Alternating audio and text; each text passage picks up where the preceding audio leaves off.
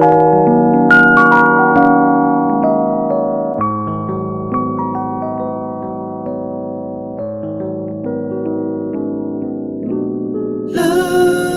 and affection, no fear of rejection. This I know is true.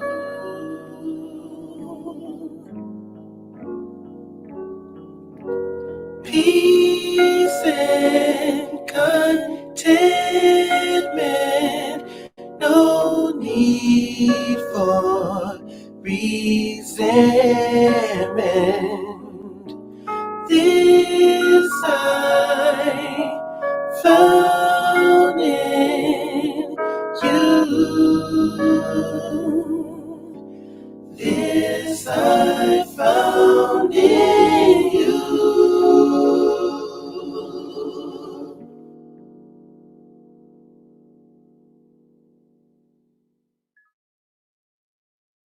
Whatever you want, whoa, whatever you need, my heart belongs. Oh, whatever you need, then nothing I won't do. Oh, whatever you want, oh, my heart belongs to you. Oh, I say whatever you need, whatever you want, whatever you need. My heart belongs to you. Whatever you need, there's nothing I won't do. Whatever you want, my heart belongs to you. I say whatever you need. Oh!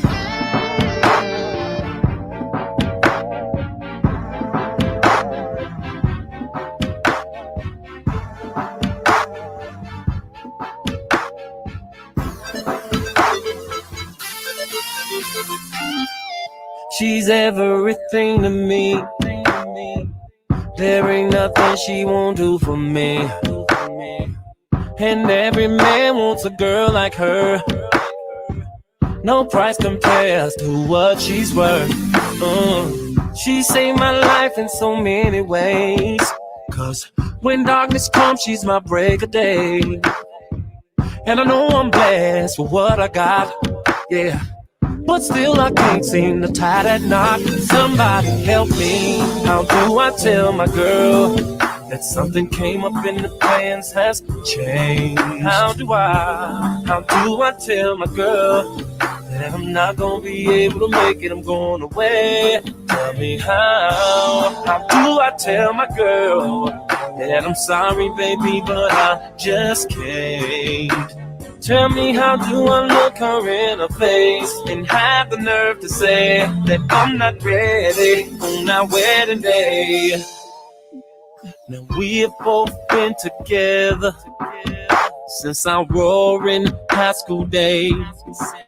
We done walked through all kind of stormy weather, and we have both shared each other's pain. No one could ever come between us two, and I bet my breath that things would never ever change.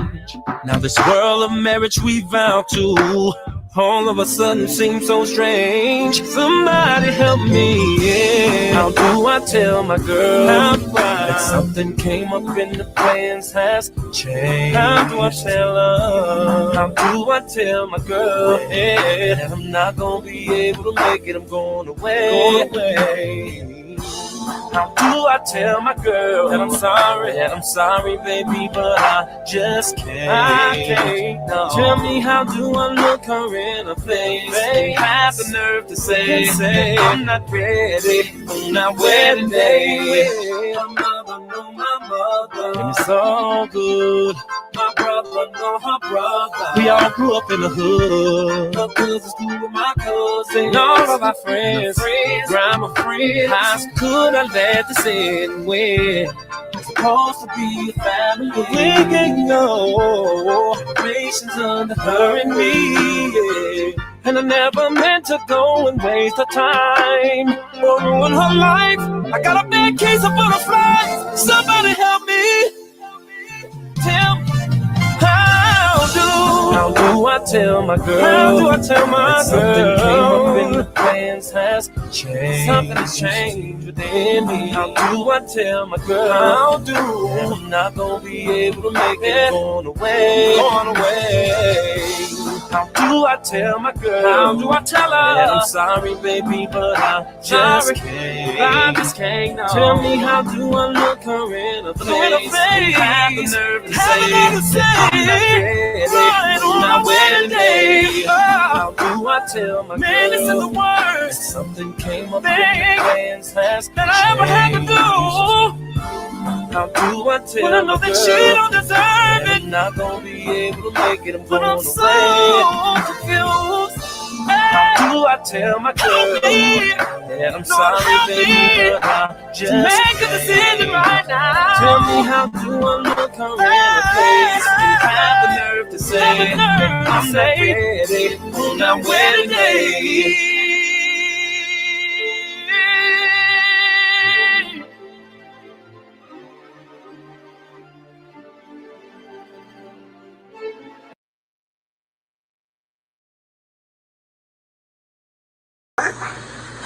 ACP, do you see this? Look, if it ain't official Dana J, Prima Donna News, I don't even want to see it.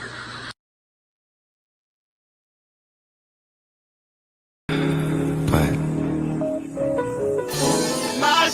there's more.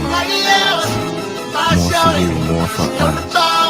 She got the chain, she got the wall. Pick me up, pick me up, pick me up, pick me up, pick me up, pick me up, pick me up, pick me up, pick me up, off the wall. Pick me up, pick me up, pick me up.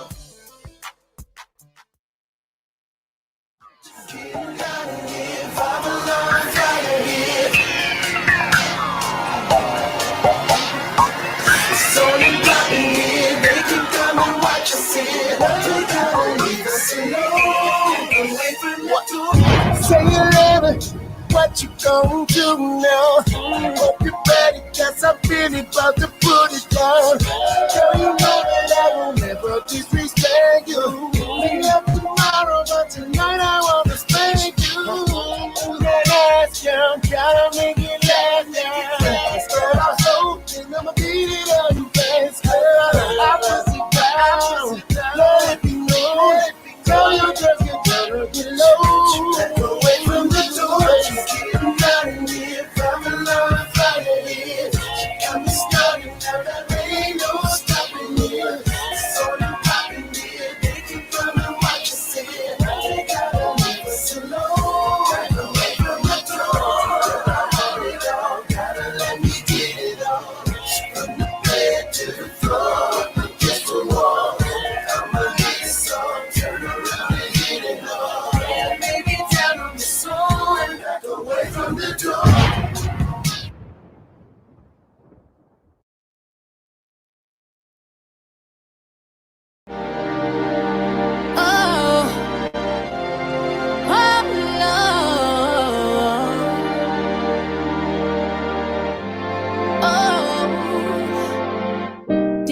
You won't believe what I'm going through, trying to hold this music down just like you told me to. Every day I pray and cry cause I hear what they say. It's so fucked up that it even had to go this way. See, I get lost sometimes, I'm in a different space. All these users around need a familiar face. Surviving chaos, girl, I see that you survived. Ain't taking sides, can't say who's wrong or right. Cause all I know is I'm about to tell the story. Oh, a lot of pain and a lot less glory. Yesterday felt just like last July. I was tired, I tried to take my life. Oh, I'm trying to get my feet back on the ground. If I don't slow down, man, I won't be around. Oh, I'm always trying to help. people out, but them the same motherfuckers taking food out my mouth. Taking any love that I can, just to show the world that I can keep me a man. I want a baby, I'm on a family plan. Why I can't get pregnant, I can't understand. All those abortions that I did, how ironic I can't have a kid. I guess heaven I need a hug. Is there anybody out there willing to embrace a thug? Feeling like a change of heart, but all I really need is a sign or a word from God. Shower down on me, wet me with your love. I need you to help me and lift me up. Lift me up. Rebels, I need some love. Is there anybody out there willing to embrace a thug? Feeling like a change of heart, but all I really need is a sign or a word from God. Down on me, wet me with your love. I need you to help me and lift me up. It's time to wake up, ladies. Wake up, wake up, wake up for me, yeah. I know y'all been listening to a lot of shit out there, and it's good, but it's time for y'all to listen to the real. Baby girl, you got my eyes on you. All of my attention is officially now focused on you. You're standing in the mirror, trying on all your underwear, lying in your bed, imagining me all on you, yeah. Finally getting booty than a mother, as I watch you go through every single color. And I'm about to have a sex attack, cause that's my favorite, so keep it like that. Cause you look so good from the back in black panties, black panties, black panties. I love to see your booty in them all black panties, yeah. So keep them on, black panties, yeah. Ladies, if they got black panties on you, ain't no telling what girls may do. If they fit right, I'll be hitting it all night, back and forth, lick it all night. Have you all just get populated? You'll be loving it so much you hate it. But still you want it, cause I know where your spot is, and I'm willing to kiss it. Got you all in my bed, pulling off your Victoria's Secret. So let's turn it up a notch, let's act like black is all you got. Walk around black stilettos on, black room with black lights on. I'ma get it till we black out, baby, gone. I'ma give this love to your body more. And I'm about to have a sex attack, cause that's my favorite, so keep it like that. Cause you look so good from the back in black panties, black panties, black panties. I love to see your booty in them all black panties, yeah. So keep them on, black panties, yeah. Ladies, if they got black panties on you, ain't no telling what girls may do. If they fit right, I'll be hitting it all night, back and forth, lick it all night. Have you all just get populated? You'll be loving it so much you hate it, but still you want it. It's time to wake up, ladies. Wake up, wake up, wake up, yeah. What up, what up, what up, what up? Wait a minute, hold on. Woo-wee! You got me turned all the way up? Turned all the way up? All right. How y'all doing? Shout out to everybody that's there, man. Y'all know what time it is, though. Everybody had time to read, but everybody can't break it down the way I do. Not saying that I'm the scholar. You know, even though people want to call me a scholar after being lied on. You think you're a constitutional scholar? No, I don't. I just know what I know. And when I know what I know, I'm not going to let nobody deter what I know. So, we got an update in the R. Kelly case. And by the time I finish this, it's going to be too late. So, we're going to do, I should have put part 1. Because tomorrow we're going to talk about the publicists. How people tried to scandalize her name and negative stuff and didn't know what they were talking about. So part 2 is tomorrow. But I'm not going to hold y'all. We're going to jump into this real quick. We're going to knock this out because we got 27 pages to go. So go get your little drink like I got. I got a Snapple peach tea. And I'm gonna tell y'all, if y'all go get that apples, that a Snapple tea apple, oh my god. Whoo-wee! Yes, this is from Bon Jean and Decree and Declare. This is from Bon Jean, so you know it's gonna be good. So here we go. United States Court of Appeals for the Second Circuit, United States of America versus Robert Sylvester Kelly, aka R. Kelly. This is to the appeals court. This is just your table of contents of what's in it. This is just for style purposes only. I don't have to read it. Let's go. Argument. The government failed to prove defendant guilty of racketeering, where the record is devoid of evidence of an enterprise comprised of members who shared a common illegal or fraudulent purpose, and where the defendant and the alleged enterprise were indistinct.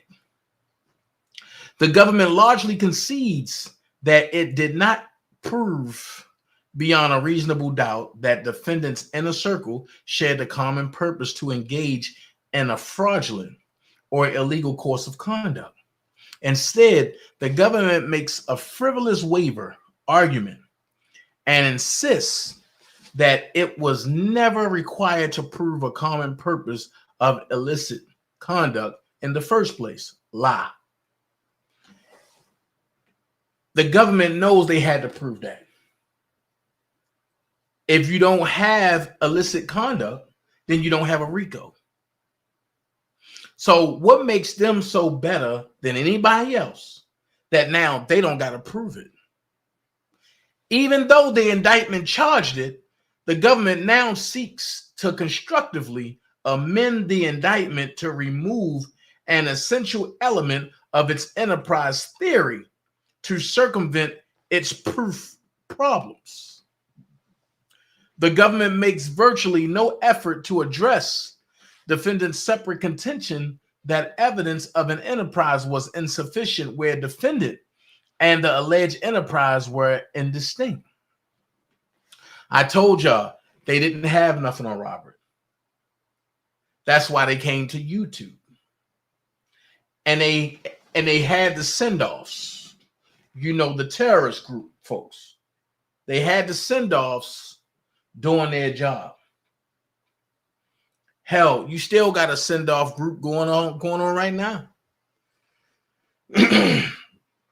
If you think I'm lying, just go watch the last installment of Surviving R. Kelly. You'll see the big bird stand there and say, "You won't see your kid. You won't see your daughter.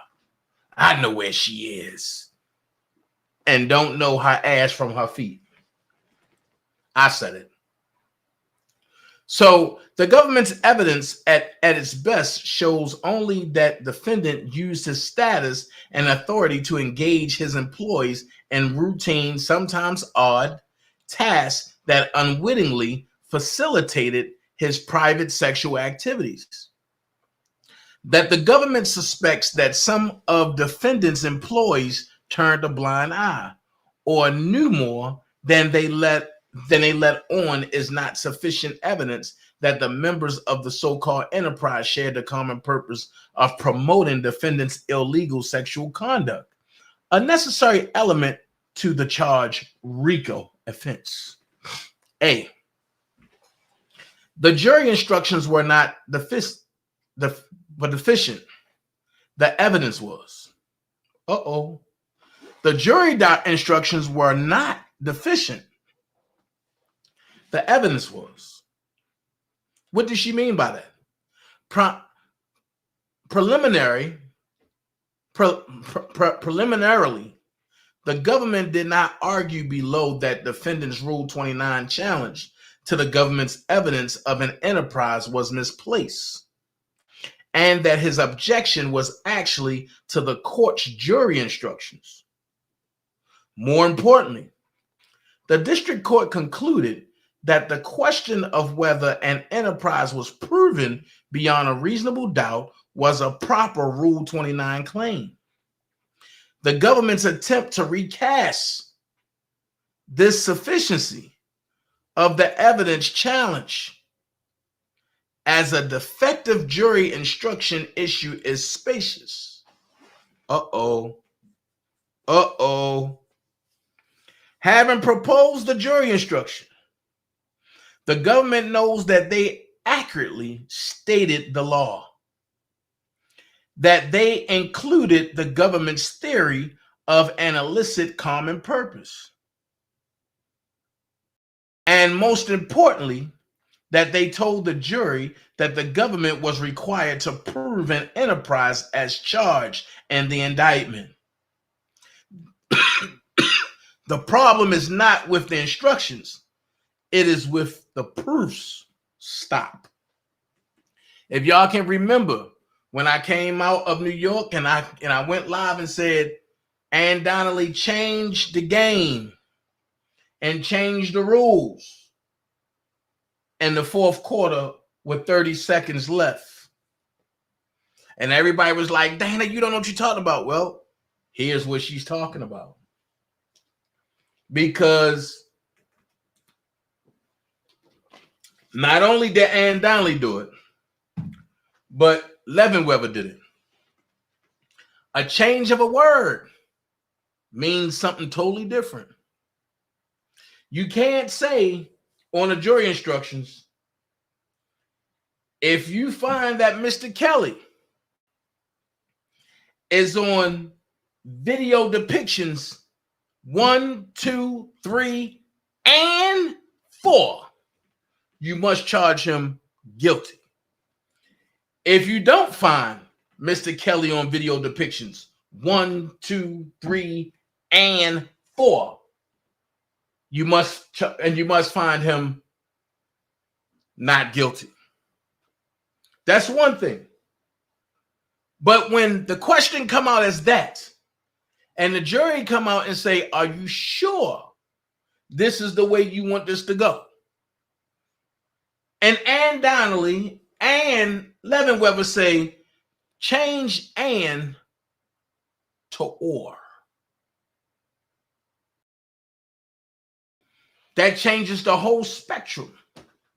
That means if I find Mr. Kelly on video depiction 1, but not on 2, not on 3, or on 4, he's still guilty. Why? Because the word or means if I find him on anything. The word and means if he's on all of them. So when he was elected guilty, when they changed the word, the people that hate Robert Kelly came running talking about, I knew he was a pedophile. He was on this, he's on that, and they don't know what happened. You can't call somebody a pedophile if they was never charged with a pedophile charge. He don't have pedophile on his jacket.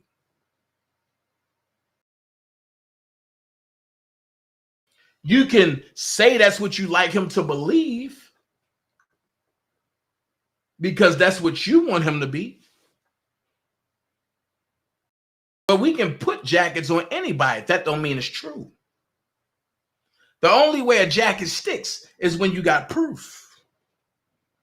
So if he's on video depiction 1, 2, 3, or 4, he's guilty. If he's on video depiction 1, 2, 3, and 4,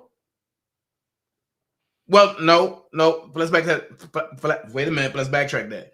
If Robert Sylvester Kelly is on video depiction 1, 2, 3, or 4, he's guilty. If he's on video depiction 1, 2, 3, and 4, he's not guilty. Now, the reason how is and means he got to be on all of them for him to be guilty. And that's what the government put in play. That was their change of the jury instructions. Or means he can be on any one of them. Just one. He's guilty. And means he got to be on all of them. So the government's attempt to, I read that already. Okay. Critically, the government fails to acknowledge that the jury instructions incorporated language from the third superseding indictment, including the government's claim that the common purpose of the enterprise was to engage in an illegal common purpose. The instruction setting forth the existence of an enterprise. The jury was expressly instructed that the indictment alleged that the purposes of the enterprise were to promote R. Kelly's music and the R. Kelly brand, just to recruit women and girls to engage in illegal sexual activity with Kelly, and to produce pornography, including child pornography. DE 303 at page 24. Shoot it, Bonjean. The instruction also told the jury that although the government is not required to prove each and every allegation about the enterprise proved must be essentially the one alleged in the indictment. ID at page 29. In other words, the government conceded that it was required to prove the defendant's employees or so-called inner circle shared the common purpose to engage in illegal or illicit conduct, namely to recruit women and girls to engage in illegal sexual activity with Kelly, and they can't prove that, and to produce pornography, including child pornography. Stop right there. Now that the government can't prove that, do you understand why they don't want Daryl McDavid and Rob to talk anymore? Daryl McDavid is a key piece. And I keep saying it. If Daryl McDavid is around, Bo Brinley is around. Bo Brinley tore him a new one in Chicago. They know that. They don't want to see Bo Brinley no more. So if they feel like that they can take Jennifer Bonjean and isolate Jennifer Bonjean and Ashley just to them while they do their multiple illicit activities, then guess what? They're going to take their chances. But when you add a Daryl McDavid and a Bo Brinley, now you're bringing a whole nother level. And the government don't want that. The government pretends that it never charged an illegal common purpose. Oh, now they're lying. Pompously declaring the parties' proposed instructions adopted by the district court set a benchmark for the government to meet. The government met the mark, and Kelly now objects that the government did not instruct sufficient evidence for the jury to find that another previously unspecified required was met. GOV-BR 41. Defendant agrees that the jury instructions set a benchmark for the government to meet.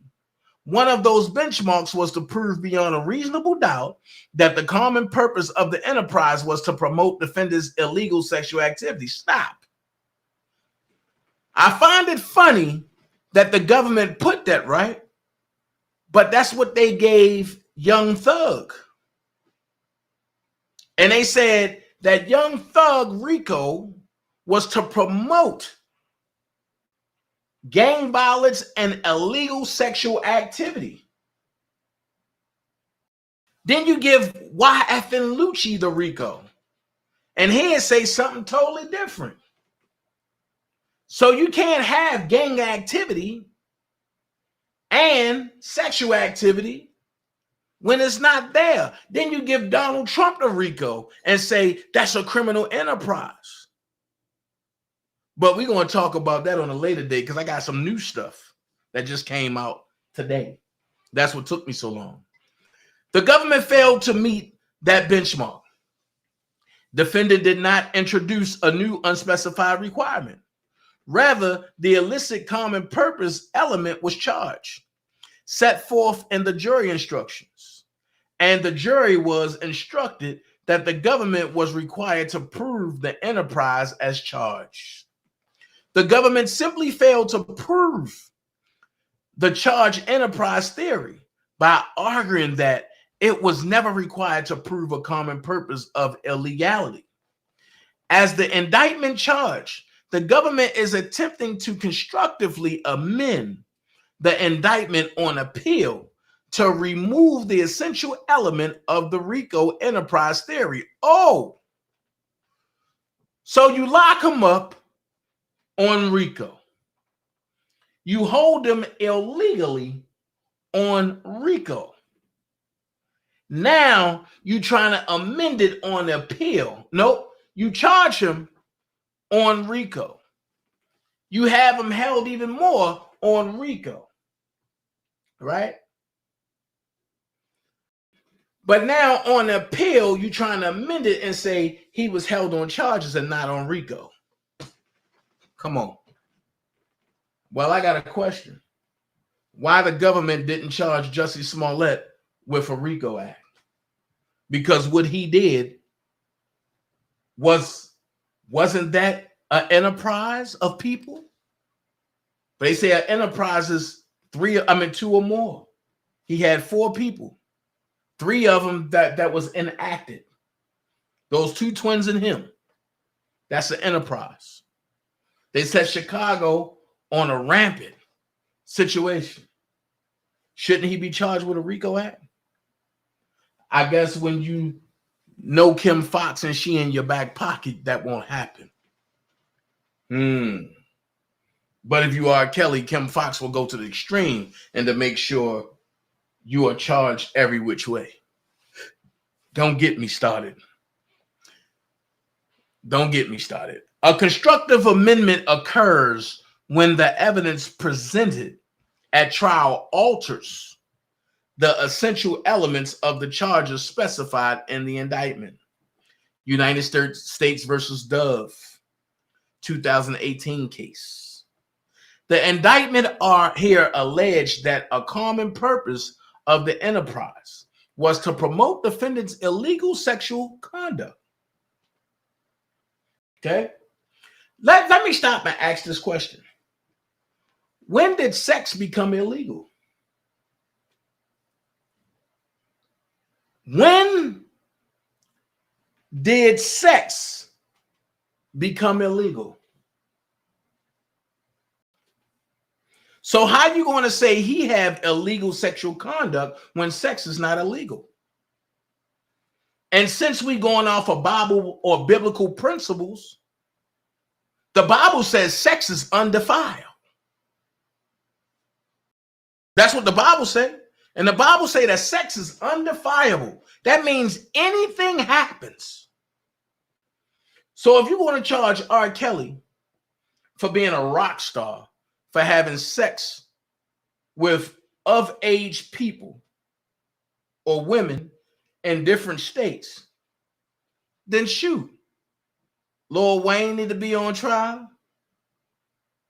Pretty Ricky need to be on trial. Drew Hill need to be on trial.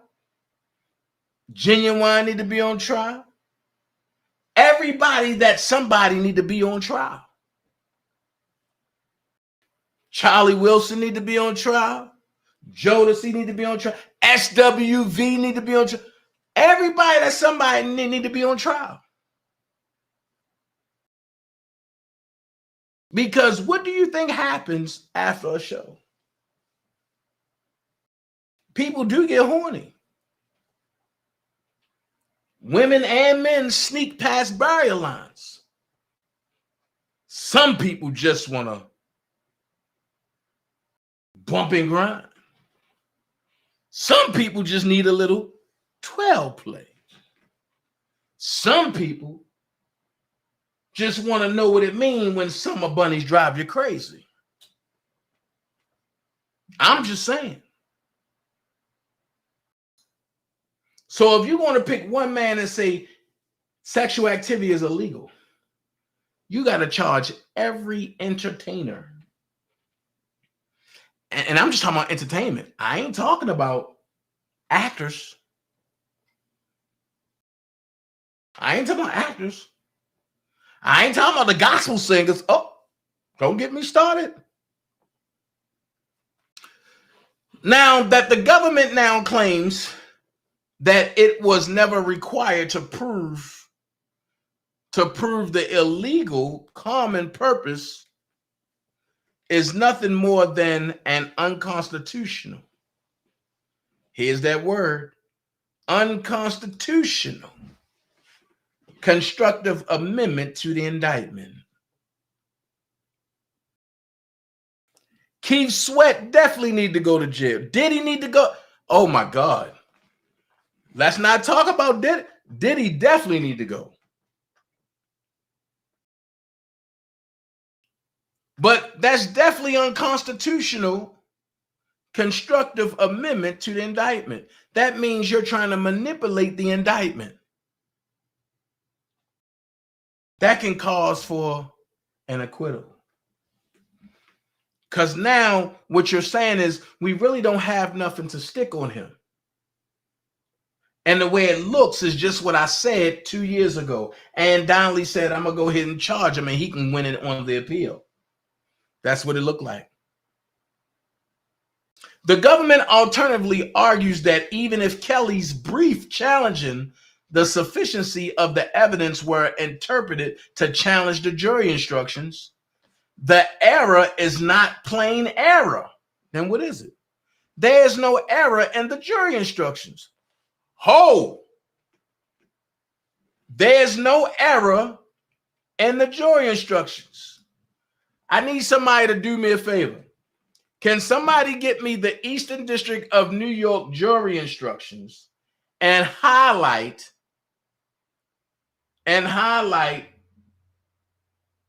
the part that it says if Robert Sylvester Kelly is on any depictions, any video depictions, 1, 2, 3, and 4, then he shall be deemed guilty. If somebody can get that for me, I'll be so happy and I approve that. Because if there's no error in the jury instructions, right?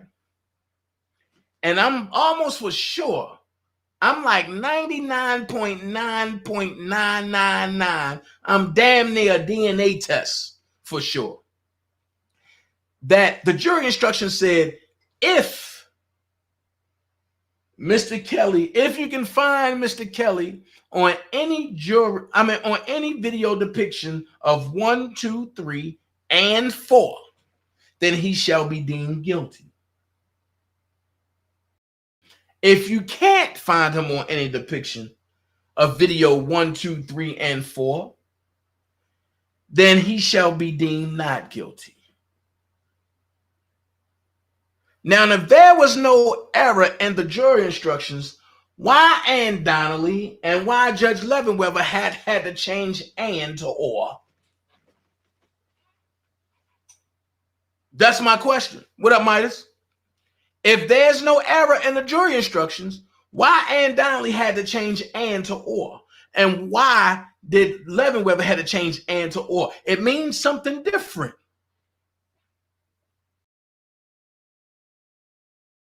And I'm quite sure if Bon Jean was on the case at the time, she would say, you can't do that. Once the jury instructions are in place, we can't change it. The judge is nothing but a referee. So when a judge step in to aid the defense or the prosecution, that means you are aiding and abetting that side.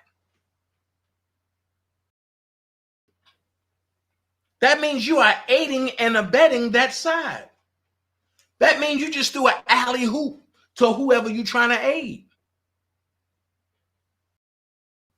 Both of them was more transparent. Both of them. Ann Donnelly said it. Leavenweather said it. I ain't taking nothing. I ain't giving none of them no credit. They both did it.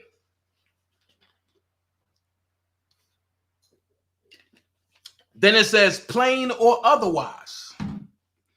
The jury was expressly told that the government was duty bound to prove its charged theory of an enterprise, which included a theory that the common purpose of the enterprise was to promote illegal sexual conduct, not merely promote defendant's music. And they can't prove that, like I told y'all before. Like I told y'all before, they can't prove that. The government failed to prove its theory of an enterprise, and the conviction must now be reversed. The government can cite to no The government can cite to no authority that allows it to amend the indictment on appeal to fundamentally alter its theory of the purpose of the enterprise. So hold on. The big bad government, y'all said y'all got Robert Sylvester Kelly by the balls. Y'all ready to go to court. Ain't that's what Larry and Oko was saying? I remember having a debate, and Larry said, well, Dana, answer this. Why the defense keep stalling? The government said they're ready right now. Now, to understand the government, lied. They thought they was going to get away with stuff. Now the government is not in a position to combat what's being proven. Whether you like it or not. Y'all got a conviction off a lie. Now Robert about to get an overturnage, a reversal off of y'all lie. So at the end of the day, y'all wasted all this thousands and thousands and thousands of dollars to get one man. And after seeing what I seen today, I am totally in belief that a corporation made a phone call and said, go get Robert Kelly. Because, like I tell everybody, you don't have to believe me. If Sony had the rights to Zomba and to the other labels, and if they wanted the full-fledged masters of R. Kelly, how is it that Tidal have the masters of R. Kelly on their subscription internet web base? This is totally about money. And I spoke halfway. I said if Robert Sylvester Kelly was to say y'all can have the masters from everything in the beginning, he would be free. But now I must add something. I must amend. I must do what the government does. I must amend something. And the way that I would amend it is say, if Robert Sylvester Kelly would say, y'all can have the masters from everything I did in the beginning, and Jay-Z can have his 75 million back, or 75,000, and whichever one it was, he'd be a free man tomorrow. Y'all wouldn't even hear about this no more. Surviving R. Kelly would disappear off the networks. You will look up and you will see Robert Sylvester Kelly and release date, it will say unknown. 2 months of him being home on supervised and released just to make sure he don't do nothing to throw the government under the bus. You'll see he had a release date of 2 months prior. 75 million, thank you, Midas. That's a lot of bread.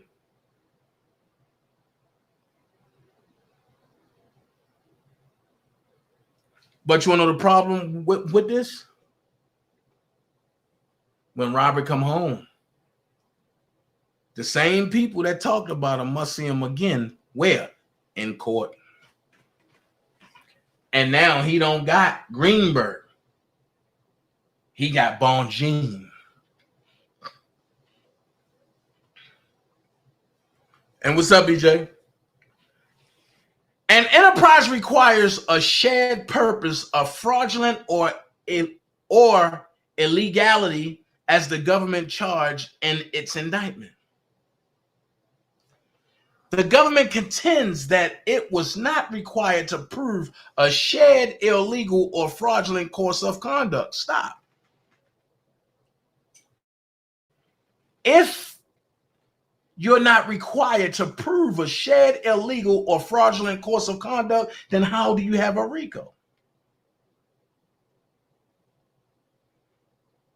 A RICO is a criminal enterprise that shared a purpose of fraudulent or illegal activity through foreign commerce.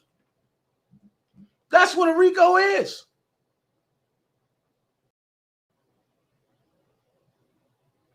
So then it says, this position by the government represents a profound change of heart where it charged defendant with an enterprise that had a common purpose of an illegal course of conduct and then instructed the jury that it was required to prove that illegal common purpose. As argued above, the government was required to prove its theory of a common purpose as pled in the indictment and set forth in the jury instructions. They can't do it. Let me tell you why. Because the actors that they had, Don Russell, Richard Arline, aka Jetfly Leaks, all of those, Dr. Rice, all of those folks, it didn't pan out to be straight. It didn't pan out to be right.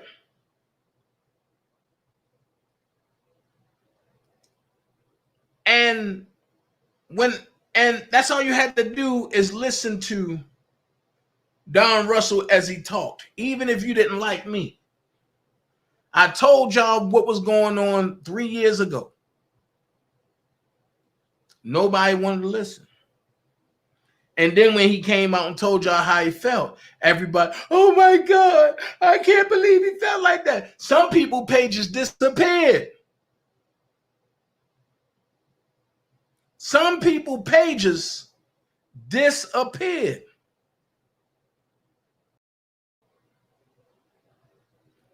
Robert Sylvester Kelly lost everything behind disgruntled females and lies.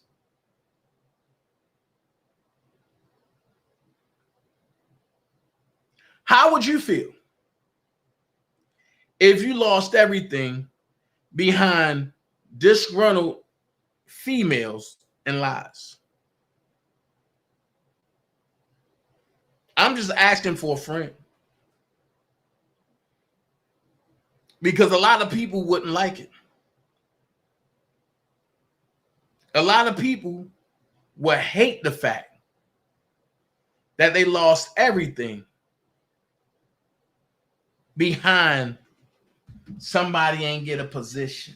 Somebody ain't get $100,000. Somebody ain't get recognized. Somebody ain't get bigged up.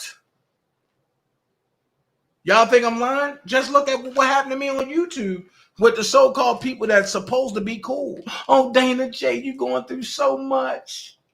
I couldn't be in your shoes. They're attacking you left and right, and you the same one that was attacking me from behind.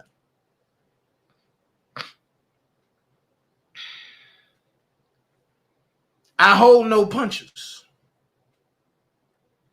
I holds none. I believe for the 5 years, it's now 5 years, for every day that Robert had to do in jail, I think Ann Donnelly, all the accusers, all of the so-called bad actor witnesses, they all need to go to jail. Robert need to come out and they need to go in. But you know why that won't ever happen? And you about to see it in the Donald Trump case in Georgia? Because they're going to claim the 11th Amendment immunity. But why it won't work in Georgia? Because Trump knows what the 11th Amendment, what the 11th Amendment immunity is. If you're not indignant, if you're not an elected official, no, I'm sorry. If you are an elected official and if you're not indignant, you can't claim that because you have none.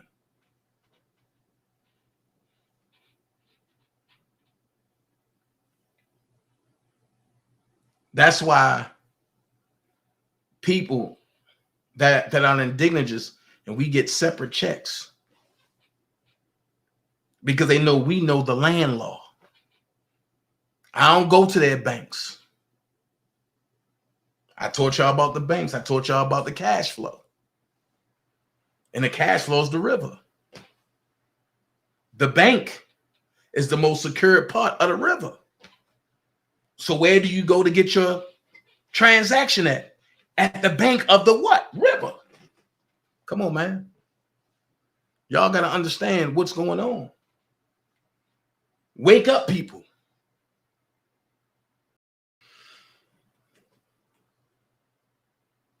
As argued above, the government was required to prove its theory of a common purpose as pled in the indictment and as set forth in the jury instructions. Recognizing that its proof of a common purpose as pled in the indictment was insufficient. The government repeatedly attempts to recast defendant's argument as a challenge to the structure of the organization. Defendant's RICO challenge has nothing to do with the structure of defendant's organization. It is well established that an enterprise can have either a legal or illegal structure. Listen, it is well established that an enterprise can have either a legal or illegal structure. Robert never had an enterprise. So how can he have structure? He ain't have structure. They claiming Donald Trump have structure. But all of his stuff is legal. So how can you bring him up on RICO? But an enterprise cannot exist without its members sharing a common purpose to engage in a particular course of fraudulent or illegal conduct. So how? This is what I keep telling y'all. When you get stuff like that, you can match this with that. Now, Jennifer Bonjean's rebuttal is destroying what Fannie Wells is doing down here in Georgia. It's also destroying what they did up in New York and in Chicago. But here's what we don't like to hear, because I damn sure don't like it. It's also destroying what they doing in California.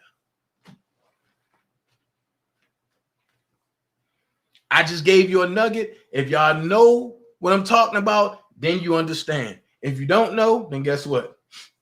I can't help you because I got to keep on rolling. This train is going to keep on rolling. If you got to leave. As the government knows, having pled such a purpose in the indictment, to hold otherwise would mean that any rogue bad actor operating in a legal organization could be persecuted under what? RICO. This scenario stretches the RICO statute beyond and contrary to its purpose. The government attempts to distinguish defendants' authority, but repeatedly succeeds at proving defendants' point. So let me ask you this question. What up, Charlotte? What up, Gemini? Let me ask you this question. How would you feel if you had to sit behind bars and watch the same people that put you there defend your point at what you are saying. So basically, you're sitting behind bars for no reason when the government is proving everything you're saying to be true. Hey, Angela. Hey, Tiffany. Hey, Teresa. I'm just saying. Now, here's why the government don't want Rob to get out. He can turn around and sue the government, Lifetime, and each one of them bad actors for punitive damages. And it's a possibility Rob got PTSD. Uh-oh. And they can get hit for lying under oath. If you know what punitive damages mean, then you know where I'm going with this.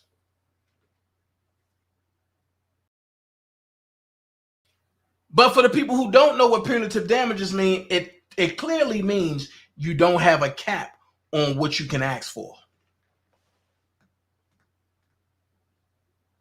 You don't have a cap on what you can ask for. You can ask for punitive damages, right? And they say, give me a number. And you can say 80 million. And you can come back every 13 months and ask for 80 more million on top of that 80 million. As long as you can prove that you have that type of trauma going on, they have to give it to you. If you think I'm lying, go look up the case with KFC and an old lady. She claimed she got PTSD because KFC lied on their advertisement. She got 240 million up front. And then every 13 months, she claimed she got to get an extra 5,000 added on because of punitive damages.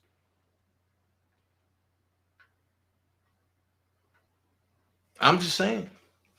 The government, the government attempts to distinguish defendants' authority, but repeatedly succeeds at proving defendants' point. For example, the government argues that in First Capital Asset Management versus Satinwood case law, the alleged common purpose was one grounded in fraud to conceal assets from creditors and bankruptcy court, right?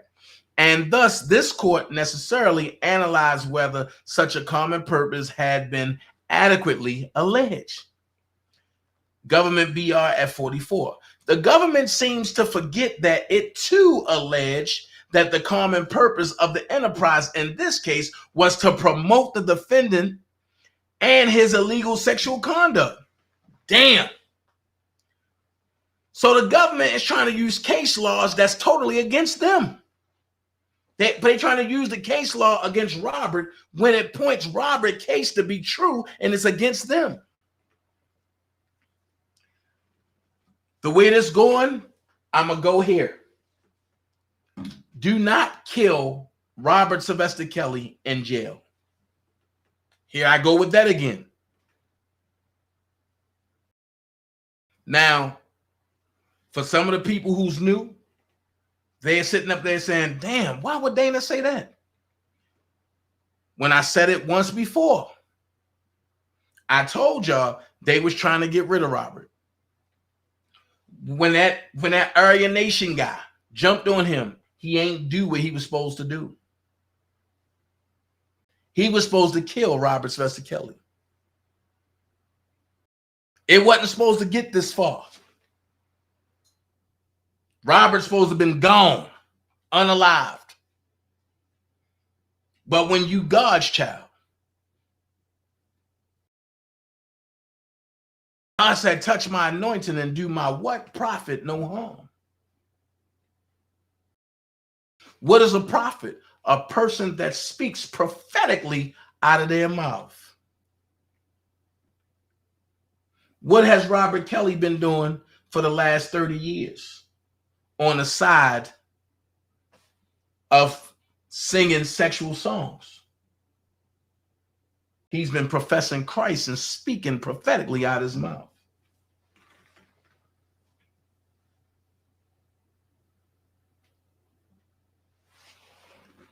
Then they changed some of the case laws since he's been in. Oh, yeah. No. But they changed it and before he got there. But that's how they was able to get him. Consistent with the government's own argument, this court should necessarily analyze whether such a common purpose has been adequately proved. The government's attempts to distinguish First National Bank versus Jet Funder Incorporation case law and Mall versus U.S. Life Title Insurance of New York case law similarly fail. In both cases, the complainants allege a common purpose of illegality, just as the government did in this case, having charged a common purpose of illegality amongst the so-called member of the association. In fact, enterprise, the government was required to prove that common purpose of illegality. Indeed, if the government had not charged a common purpose of illegal conduct in this case, the defendant's motion to dismiss the indictment would have prevailed.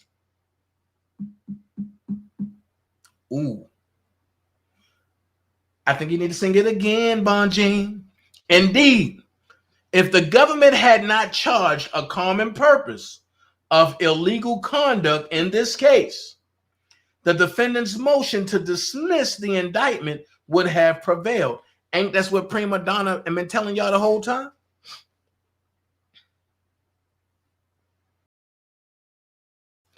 The government suggests that Satinwood First Nationwide and Mall are not good law because the cases preceded the Supreme Court's decision in Boyle versus United States case law, in which the Supreme Court held that an association, in fact, enterprise need only have a purpose, relationships amongst those associated with the enterprise, and longevity sufficient to permit those associate to pursue the enterprise's purpose. Boyle does not help the government's case. In Boyle, the defendant was charged with a number of bank thefts that were allegedly conducted by a group of loosely organized individuals operating within a large structure. As the court observed, the participants in these crimes included a core group, along with others who were recruited from time to time. Each theft was typically carried out by a group of participants who met beforehand to plan the crime, gather tools, and assign the roles that each participant would play, such as lookout and driver.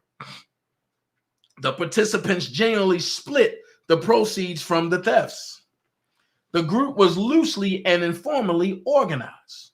It does not appear to have had a leader or hierarchy. ID at 941. The Supreme Court held that this association in fact qualified as an enterprise for RICO purposes, notwithstanding the absence of a clear leader.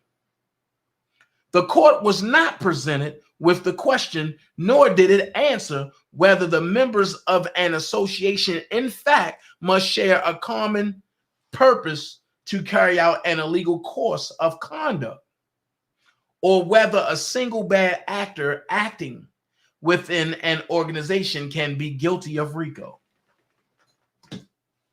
So because Greenberg, Fernella, and Nicole did not want to argue the structure of the RICO, it stuck. The one person that wanted to argue, nobody wanted on the team anymore, which was Doug. Doug's position and the angle he was coming from would have destroyed all this. It's the same position that Bon Jean coming from. That's why I fought so hard and stuck with Doug, because I knew the avenue that Doug Anton was coming from.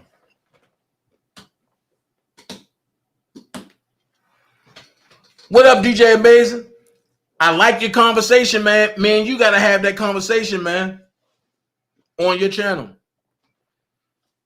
Big Boss said, all these government workers involved will be catching a cell block or looking for new work at a temp agency. Makes sense. Makes sense. Babylon is falling.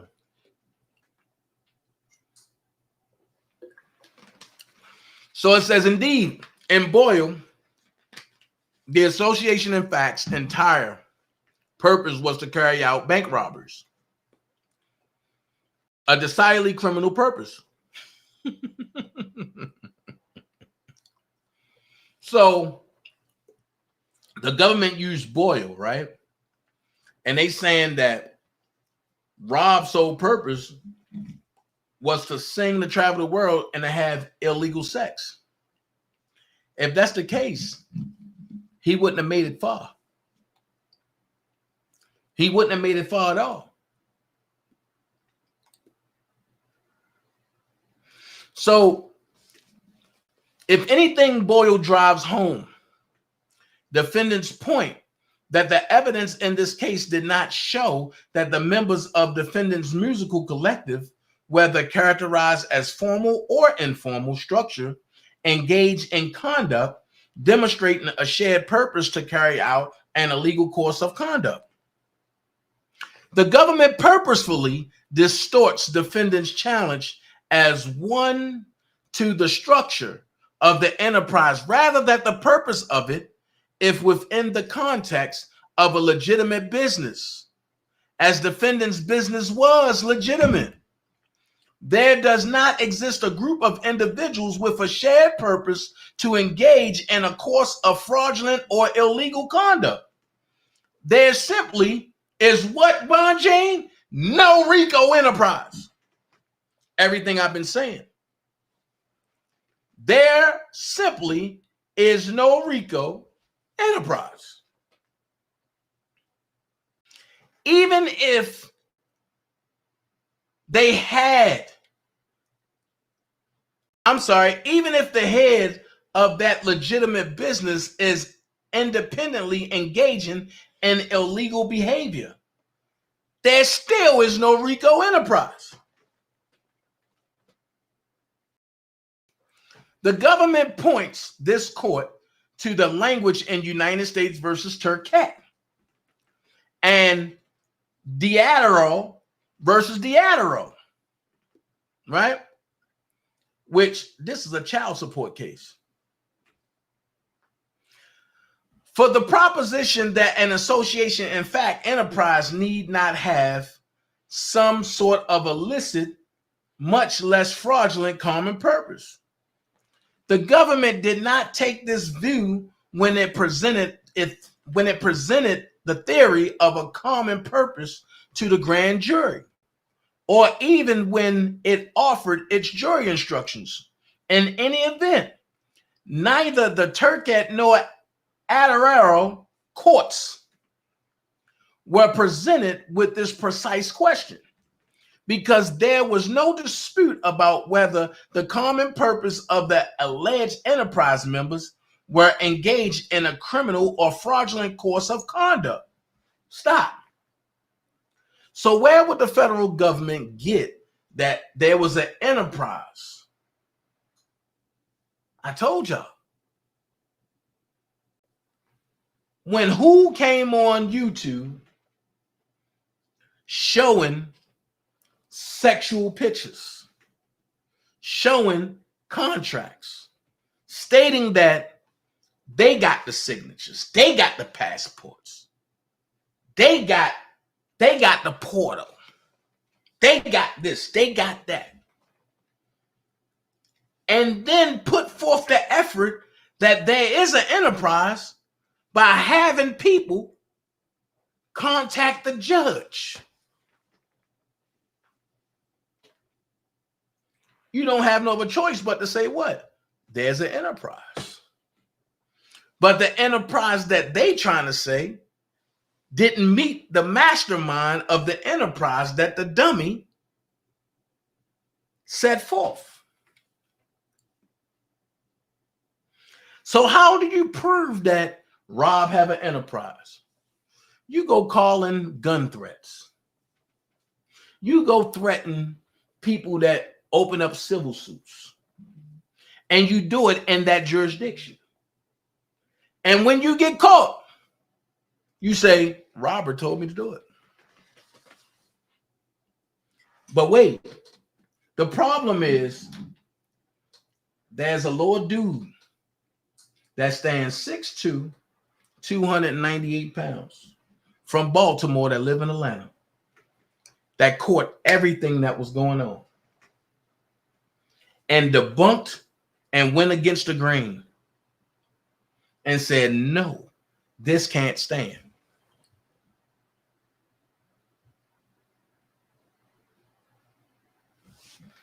Let's get them likes up, y'all. So when you got a person like that, and then you got people like Big Vi that jumped out there and said, oh, no, this ain't right.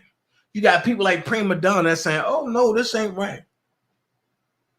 And you got others that really mean it, that say, oh, no, this ain't right. Don't do that. And you get met with opposition. And you prove opposition wrong.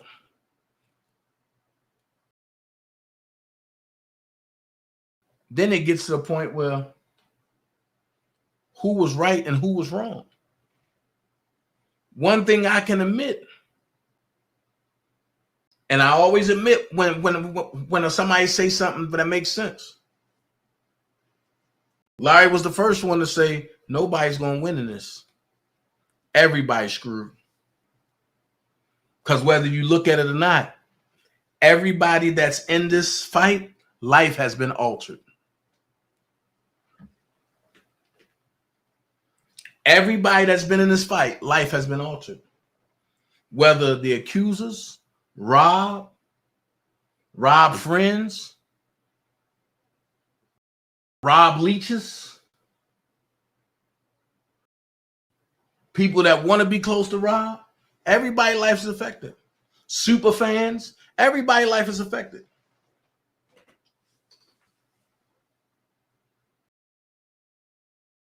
So, because there was no dispute about whether the common purpose of the alleged enterprise members were engaged in a criminal or fraudulent course of conduct, as explained in his opening brief, apparently overlooked by the government based on footnote 7 of its brief.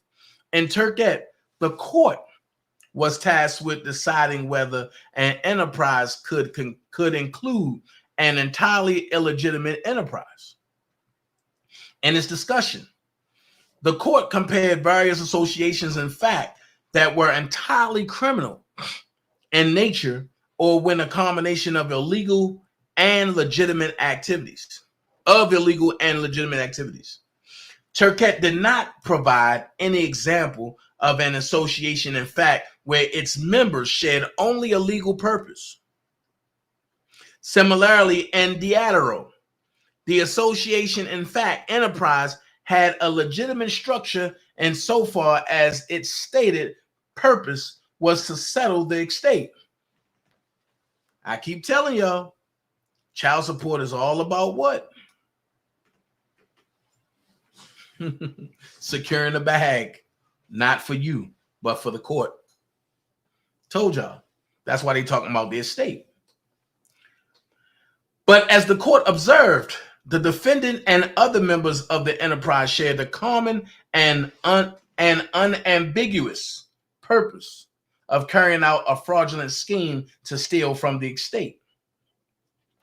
These cases stand in stark contrast to the instant one, Here, the evidence at best shows that defendant used unwitting low-level employees to carry out anodyne tasks that facilitated his own criminality.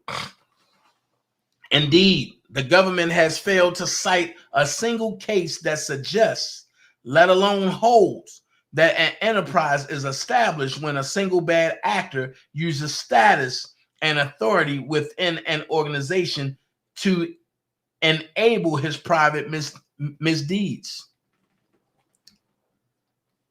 The government also cites United States versus Cianci case law and United States versus Feldman case law for the proposition that to establish a RICO enterprise, the government need not show that a corporation has acted with purposeful or unlawful intent. This argument misses the mark. Defendant has never suggested that the government's enterprise evidence was insufficient because his legitimate business entities did not act with an unlawful intent. Defendant's argument is simply that the government did not prove that the charged association, in fact, enterprise, shared any illicit common purpose. Stop. Didn't everybody that get up there say, everybody in New York that came up there except for one man? So you had 49 people come up there and say, we don't want to see Robert in jail. Robert is overall a good person.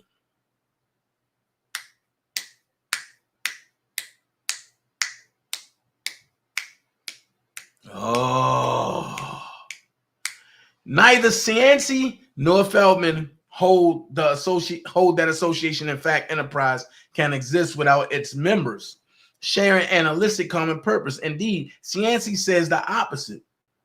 There, the court held municipal entities can be party of an unlawful purpose, association, in fact, enterprise, so long as those who control the entity shared the purposes of the enterprise. RICO does not require intention or purposeful behavior by corporations charged as members of an association. In fact, citation omitted. A RICO enterprise animated by an illicit common purpose can be comprised of an association, in fact, municipal entities and human members when the latter exploits the former to carry out the purpose. Emphasis added, ID at 83. Stephanie said, as to why Tasha K in the end gave Don his kudos. You know it. The Cianci court expressly acknowledged that the members of the association, in fact, enterprise, must be motivated by an illicit common purpose, even if the municipality itself need not act purposely.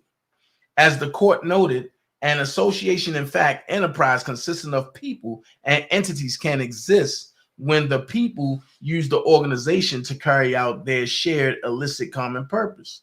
The court did not hold that an association, in fact, enterprise can consist of people whose only purpose is to carry out a legitimate and legal purpose. C. Let's see where I'm at. Okay. 12 more pages. Cool. C. The government did not show a common purpose of any illegal or illicit conduct as charged. Ooh. The government concedes, as it must. Jesus Christ, she coming hard. That its indictment charged that the common purpose of the RICO enterprise was to recruit women and girls to engage in illegal sexual activity with Kelly and to produce pornography, including child pornography. The government genuinely claims that it proved its illicit common purpose, but almost immediately reverts back to its faulty legal argument. Where's Robert Keller? Namely, that defendant's mere use of his employees for tasks such as driving female guests from one location to another or providing a woman of unknown age defendant's phone number is sufficient to show a common purpose of recruiting women for illegal sexual activity and the production of child pornography. Woo! Woo!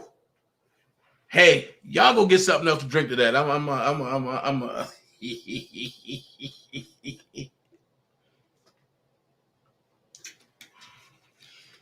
If you claim that you prove your illicit common purpose, there's no reason to immediately revert back to your faulty legal argument. My question to Robert Keller is, if the government was so for sure that that's what's going on, why, when opposition opposed them, they immediately revert back to its faulty legal argument?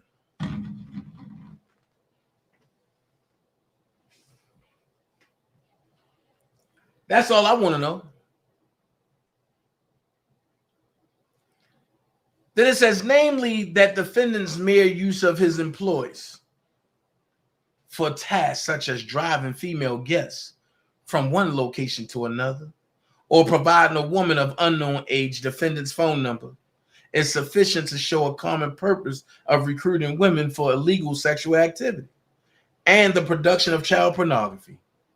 The government expressly argues the evidence proves that Kelly used his fame and popularity in the music business, combined with a network of individuals at his disposal, to target, groom, and exploit numerous victims for his own sexual gratification. So Bonjean come back and say, even accepting this statement as true. Whoa. She said, even, this is basically what she's saying, even if I was to accept this statement as true, even if the court will accept this statement as true, it still does not constitute sufficient evidence that the network of individuals shared the common purpose to promote defendants' illegal sexual conduct.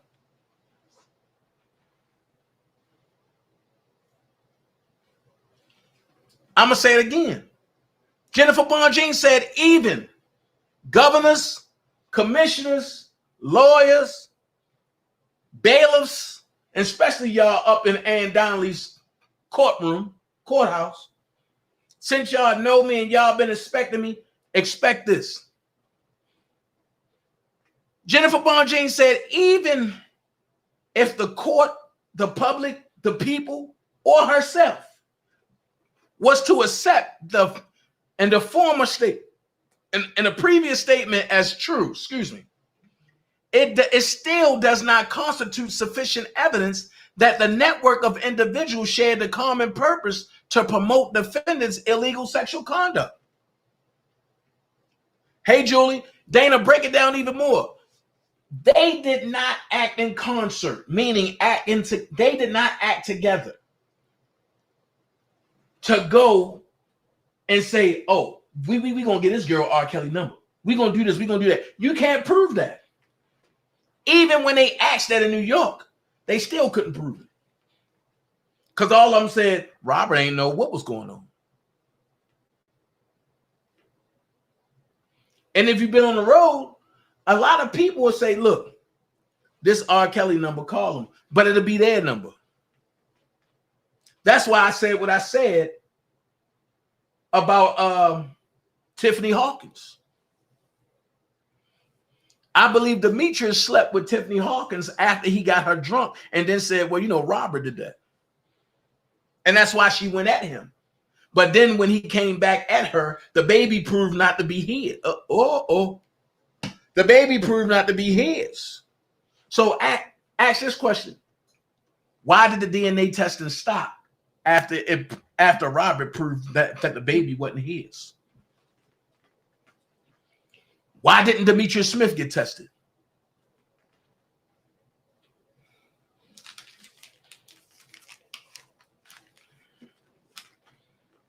And Jennifer Loggins know that Demetrius Smith is like that.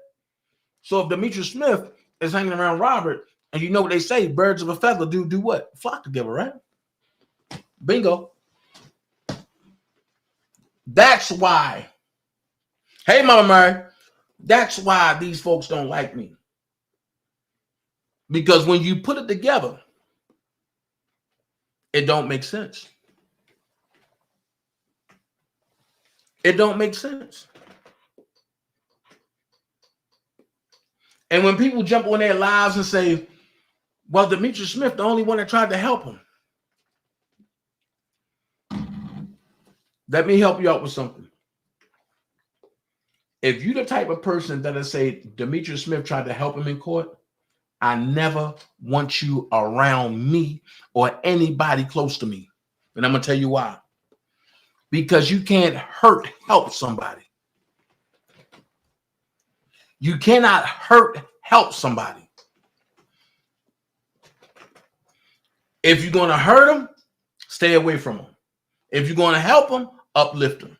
But you can't help somebody because you get mad at a situation that y'all two had together.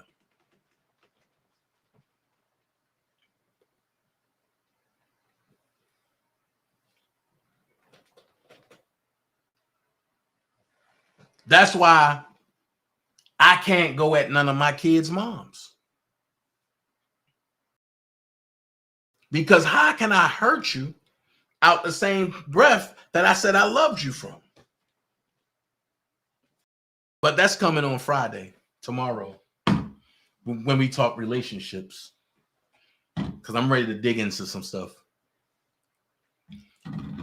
So it says the government relies on United States versus Manicomb case law for the proposition that the government was only required to prove that the enterprise common purpose was to promote defendants' music and brand, not defendants' illegal sexual conduct. Stop. So now y'all trying to weasel out of it and say y'all was only trying to prove that the enterprise common purpose was to promote the brand and music. So if the common purpose was to promote the brand and music, why is he being charged with RICO? Because if the enterprise common purpose was to promote defendants' music and brand and not defendants' illegal sexual conduct, then there's nothing illegal going on. So now what you're saying is you're cool with locking up somebody off of word of mouth. Oh, because she hurt. And I might have a common interest with her. Hell no. If you really want to know what I think happened, is what I said when I showed y'all them text messages from Michael Avenatti, Tina Tension, Kim Fox, the Homeland Security person, and Jim Dariakis. And then I believe by them stalling as much, they got a call from New York.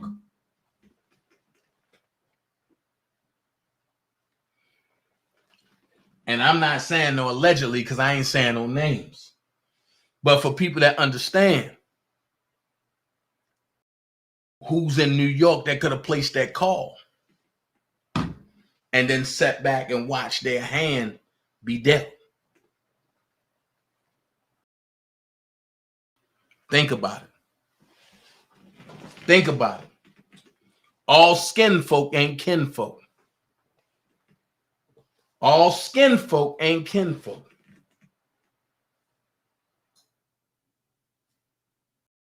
So that call that could have came from New York over to Tina Tension. Listen to the names I'm saying. And then when that got put into play, the call came from New York again to Dream Hampton. Then the call came back again from New York to Kim Fox. Pay attention. Understand this question. Where's Sony? How far is Sony from the courthouse? How far is Sony from Sony location over to the DA's office? Make it make sense. Who office is in the same office of the DA office? Gloria Allhag.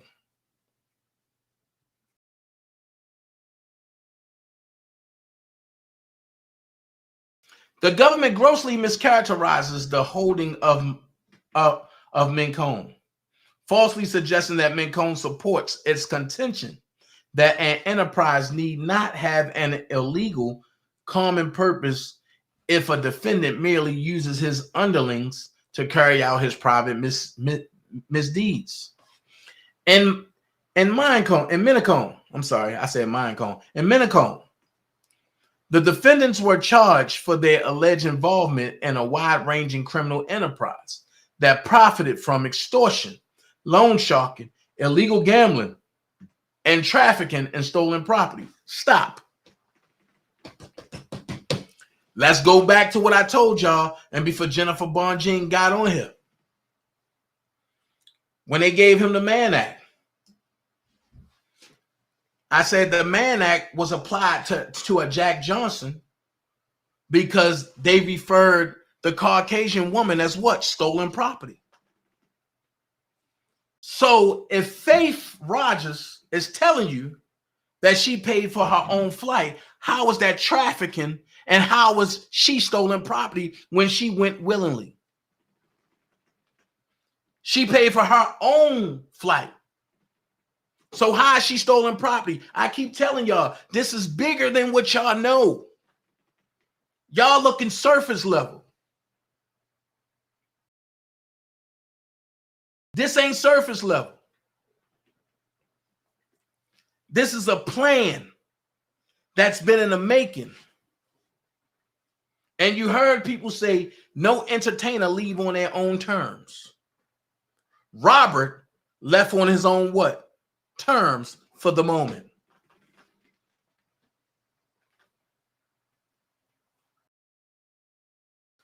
So how was any of them trafficked when none of them were stolen property?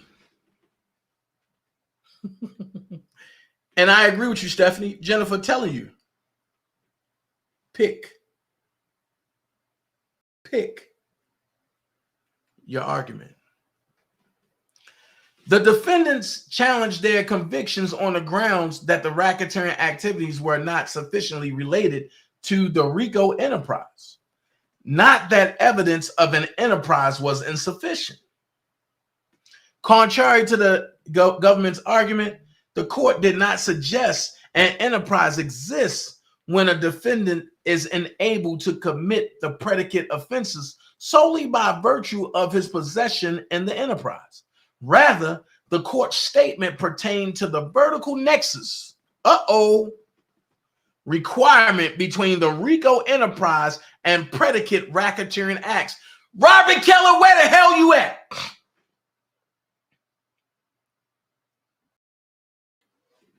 Because you've been talking about, let's talk about the predicate act. Let's talk about the predicate act. Let's talk about the predicate act. Because you was going by the government using Cinecone. Well, now that the vertical nexus have a requirement between the RICO enterprise and the predicate racketeering acts, it was not a declaration that a RICO enterprise can exist even where the members have no common purpose of carrying out an illegal course of conduct. Hold on, y'all. I'm live. Oh, okay. But I sent you the link. Yeah, I was trying to be on it. It wasn't coming on. But I'm on there now. Oh, all right.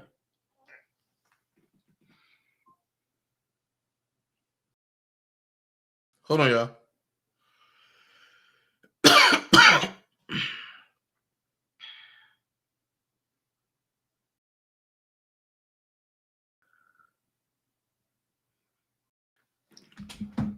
So It says the enterprise, it says, it was not a declaration that a RICO enterprise can exist, even where the members have no common purpose of carrying out an illegal course of conduct. So every government argument don't match.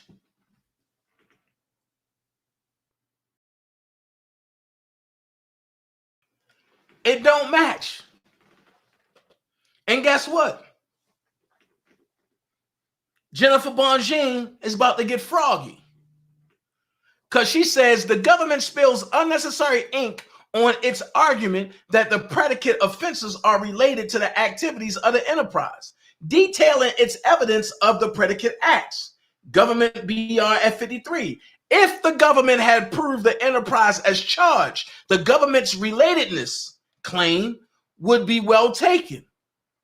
But as discussed at length, the government failed to prove an enterprise. There are no predicate offenses, just standalone charges that are time barred. So let me ask this question. Robert Keller, where the predicate acts at? Robert Keller, where the predicate acts at? Because there are no predicate offenses. And where there's no predicate offense, Robert Keller, there's no predicate act. Nothing but standalone charges that are what? Time barred. And like I told y'all once before, even with them changing the law in Chicago, New York did not adapt to the law change in Chicago. And they didn't use none of the laws in Chicago that they changed.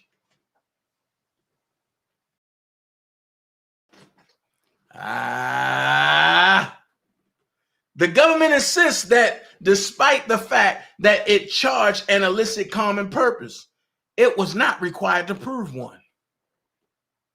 So you mean to tell me that you can lock me up and throw away the key falsely and don't prove why I'm there? Nigga, you crazy. You crazy. You crazy. I'm going to pull a Donald Trump move. I dare you lock me up. Because when I come out, you won't have a career. And if you pay attention to what Ann Donnelly said, and she said, from the time that I first got this case, you were guilty. I don't care what nobody said. I was giving you 30 to start off with.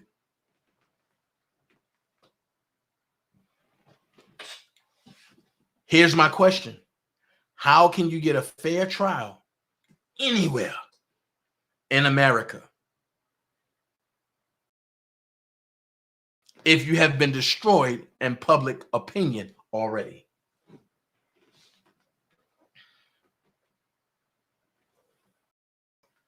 Look at what they're doing to Trump.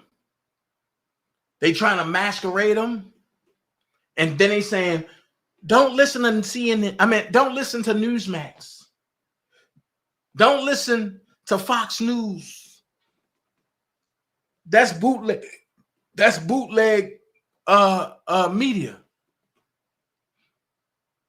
Don't listen to DanaJay, hear conspiracy theories. But 3 years later, everything I told y'all is coming to light, and now CNN is starting to admit it, right? But I thought I was a conspiracy theorist. Like I said in the barbershop earlier, when you call me a conspiracy theorist, I'm going to come back and tell you my pronouns are I told you so. The government insists that despite the fact that it charged an illicit common purpose, it was not required to prove one. Alternatively, the government claims even if it was required to prove an illicit common purpose, it satisfied its burden because defendant's employees knew he mistreated his girlfriends. So now you're trying to come into my bedroom? Listen, I can be the worst of the worst. Can't nobody come in my bedroom or in my house and tell me how to run my house. Now y'all sound like some dumbass kids. Sorry, but not sorry. I forgot this is a PG show. The government revives its closing argument, drawing sweeping and unsupported conclusions about the evidence that borders on misrepresenting the record. Cites to the record are noticeably lacking, and the government seems to rely heavily on the PSR, which is replete with hearsay evidence that was never presented to the jury. Whoo! Whoo! Oh my God. Oh my God. Then it says, I'm going to read it again. The record are noticeably lacking, and the government seems to rely heavily on the PSR, which is replete with hearsay evidence that was never presented to the jury. So how do you convict the man when no evidence was never presented to the jury? I told y'all certain stuff wasn't there, but y'all listen to the people that wasn't in court. And now y'all hear Bonjean saying the same thing that I said. Where was the 100 devices? In New York or Chicago? I heard them say it in both. They ain't want people looking at it, but they wanted you to hear. Listen, I'm going to tell you this. If you don't look at something and you only hear it, it can sound worse than what it really is. And that's what they did. And it made it look crazy. Because if I close my eyes and it's narrated like this, close your eyes and picture your daughter dealing with this older man. And this is all you hear. And you hear the older man yelling, "Don't you take from me no motherfucking more. Don't you?" And then you hear something go, not knowing if he hit her or if he hit the wall. The first thing you're going to say is, this motherfucker crazy. He put his hands on my baby, and that nigga guilty.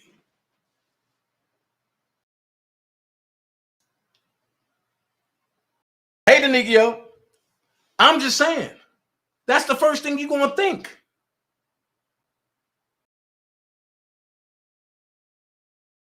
People don't understand the power of your other senses. If you take away seeing, everything else magnifies. So it's going to sound that much worse. But when you see it, you're going to be like, is this what I was thinking about? That's why they don't want you to see certain stuff. Like in Chicago.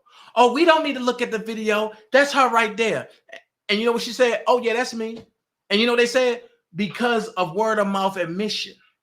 That's all we need. Bull frackinackle on dookie ball shit.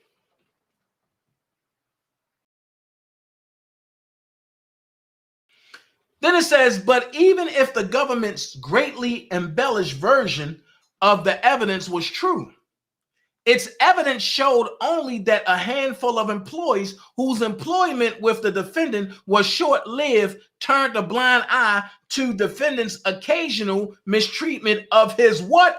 Adult girlfriends. So here's my question. Where's the underage girls?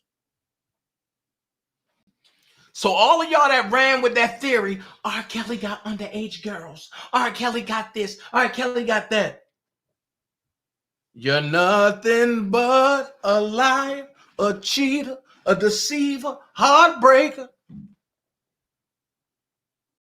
Y'all don't understand what the government stands for?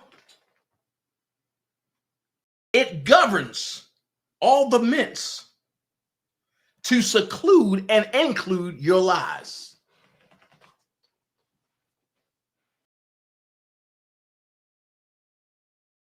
Make it make sense.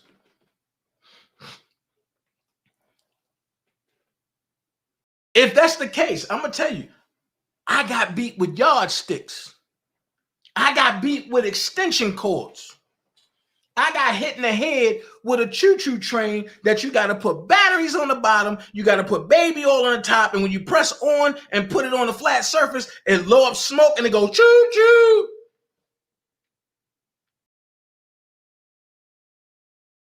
I got beat with water hose because I was so bad. Then I got the cruelest punishment ever. I had to go walk and pick a switch that wasn't flimsy, 4 of them.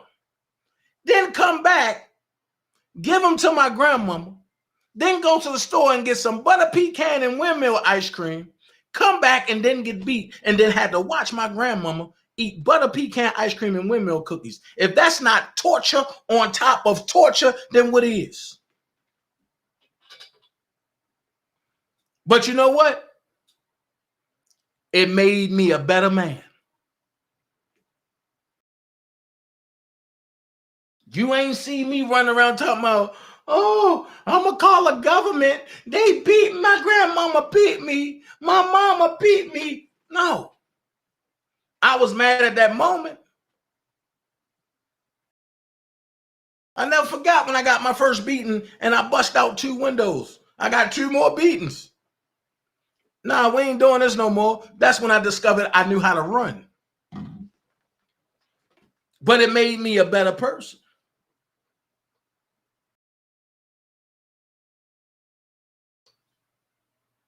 And I never known that a whooping is mistreatment. Now, let me help some of y'all mothers out there, y'all new mothers. Consistent whoopings is not taking care of your child. It's not correcting your child. Consistent whoopings falls in line with slavery. And I help you with that on a later date. You don't have to continue to beat a child to get your point across.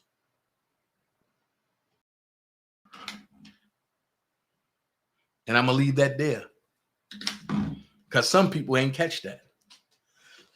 So the government writes in its statement of facts and later incorporates into its argument that Kelly and his inner circle assisted Kelly in his professional and personal life. Huh?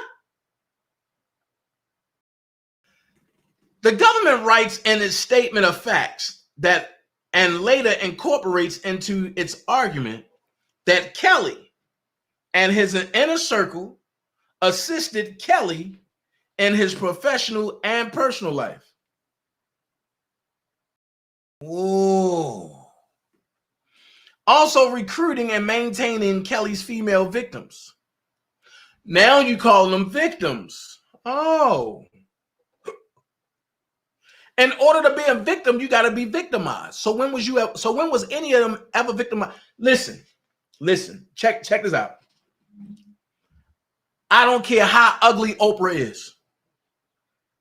If I'm getting $10,000 a week for allowance, when did I become a victim?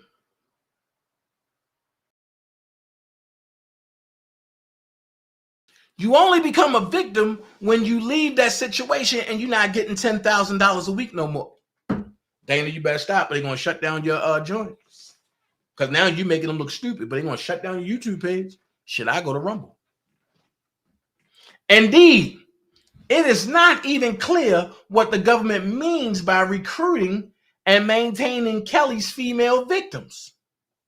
But the testimony to which the government cites to back up this aggrandized narrative is devoid of facts from which the jury could have fairly concluded that defendant's employees shared the common purpose of promoting his illegal sexual activity.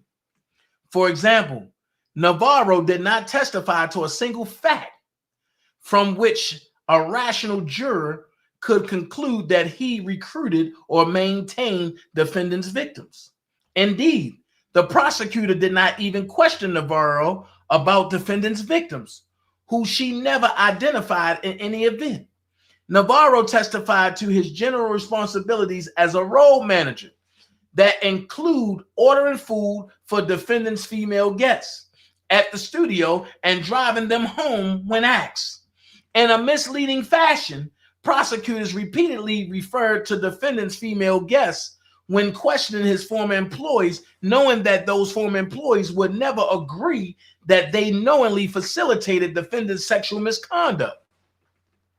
But here, the government asked this court to just assume that female guests means defendant's victims. This court may not do so. In sum, Navarro did not utter a single word from which any rational juror could conclude that he and others shared a common purpose to ensure defendants sexually abused women and children or produce pornography. The government also cites to Arnold's testimony as support for its common purpose evidence, claiming that Kelly's inner circle also assisted Kelly's female guests in arranging air travel and hotel rooms, allowing them to visit Kelly across the United States. A preview of the citations provided by the government at A649 shows only that one of Arnold's responsibilities was to make sure Kelly and his team got to their destinations. Arnold's testimony, as cited by the government, is devoid of a single reference to Kelly's victims or girlfriends. The government acts enormous liberties with this record that borders on misrepresentations. The government claims that evidence of a common purpose was established because Kelly's inner circle required them to abide by several rules, including signing non-disclosure agreements and getting permission from guests to use the bathroom. The government fails to explain how rules related to non-disclosure agreements and obtaining permission to use the bathrooms in his studio or house shows a common purpose to promote defendants' alleged sex crimes. I got one question for you.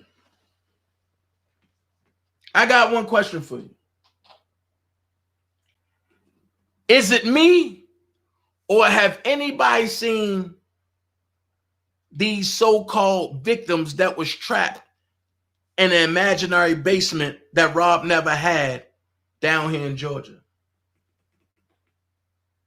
Have any one of y'all seen any of them? Are they still trapped in the closet, in the basement, in the black room? Can somebody tell me if they seen them? Have you seen them? Tell me, have you seen them? That's all I want to know. I'm still waiting to see somebody come out and say, I've been in the basement. There is no basement. So how can you be in a place where there's never been?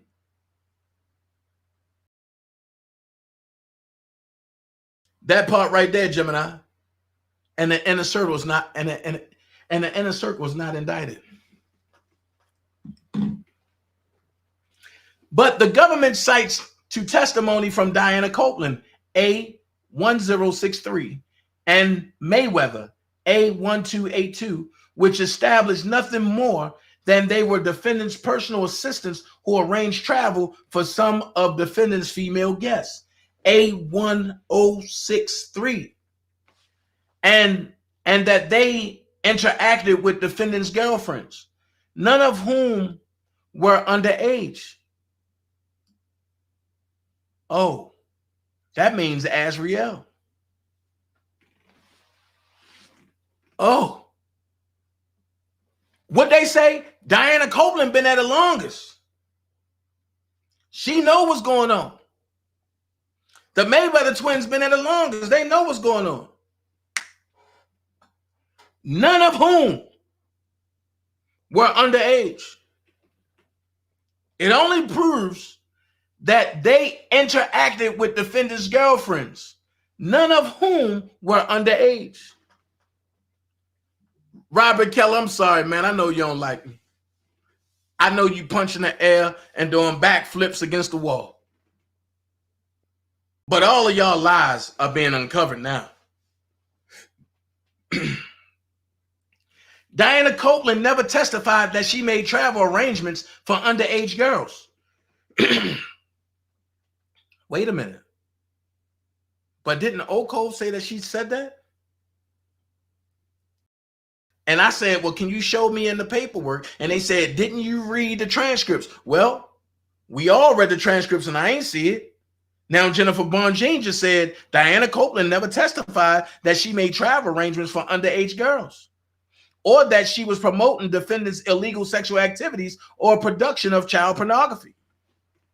Mayweather, and the one y'all like calling on, Mayweather noted that defendant did not want her interacting with his girlfriends. It is unclear how this testimony showed the common purpose to promote defendants' illegal sexual conduct with women and children. Furthermore, the defendant's personal assistants retrieved prescription medications for him, including Veltrax.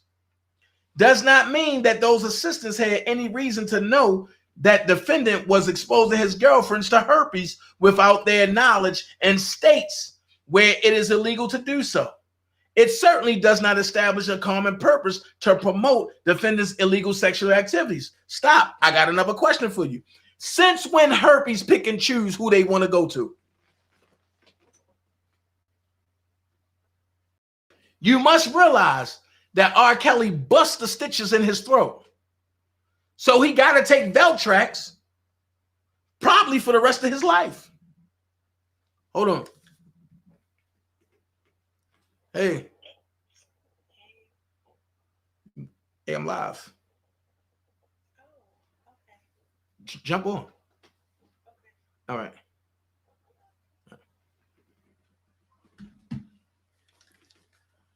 So they keep saying Veltrax is for herpes. Let me bust y'all bubble. Veltrax is not just for herpes. It's for anything that have pus. And when you have lymph nodes, that's pus in your throat. And when you bust the stitches, that means what? You ain't taking your medicine like you should, and the stitches bust. Or you ain't taking care of the wound like you should. But he said, Robert, you cannot sing. 3 days after getting lymph node surgery, he back in the studio and he busts the stitches. So guess what? He got to take Veltrax. Because unlike other folks, if you don't take your lymph nodes out, the pus comes back.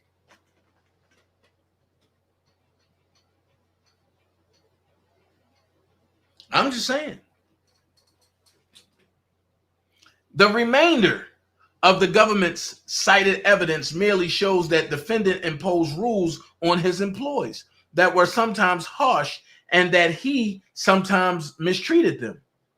For example, the government makes much of the fact that defendant fined his employees for not abiding by his rules and allegedly requiring them to write letters to admit when they had done something wrong. That defendant was difficult to work for is not evidence that his employees shared a common purpose to promote his illegal sexual conduct. So you mean to tell me because he got rules, and because when you broke a rule, he required you to write a letter stating that, okay, you did something wrong.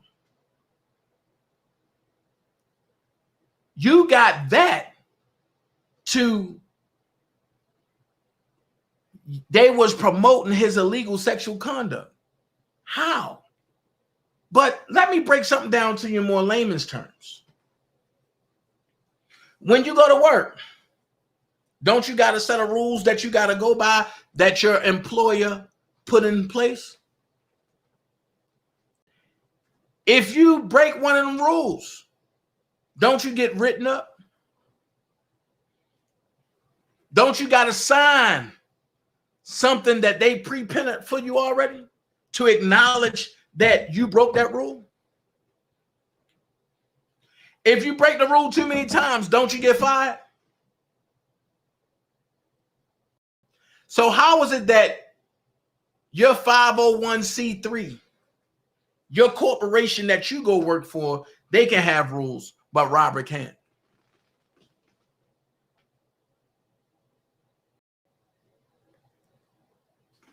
I'm just trying to figure out. And for all the people that said Robert's wrong and for having rules, I'm going to say this. If he wrong for having rules for his company and his house, I know your house is nasty. I know your house is nasty. So you mean to tell me I can walk in your house and I can piss on your carpet and you ain't going to say nothing? But if you say something and get mad at me and make me clean it up, you got rules in your house. So you just as wrong as Robert is because you got rules. See how they go? See how they go? Some of the same people talking about, I'm a child of God and I go to church every Sunday over on Old Code, said Robert wrong and for having rules. Well, when you go to church, don't your pastor got rules for your church? Oh, I'm about to go here. Don't your white Jesus got rules? Because when I last looked, the Jesus I served got bronze feet and brown kinky hair. Sound like an indigenous man to me. Don't sound like he a blue-eyed devil.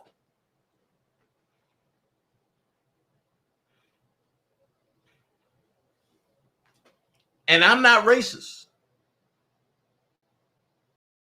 And I'm not color shedding. Because white is not a color, it's a shade. And for the people that don't know, the black people are the so-called white people.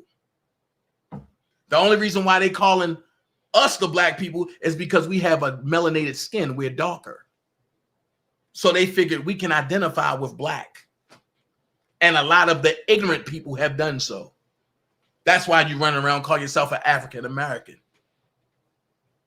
Understand who you are 101. Unlock the key to life. In sum, the government charged defendant under RICO, alleging that the purpose of the enterprise was to promote defendant's illegal sexual conduct. The jury instructions set forth that theory and instructed the jury that the government was required to prove that theory. The government's evidence was what? Insufficient. D. Defendant and the enterprise are not distinct. Oh. So let's do this.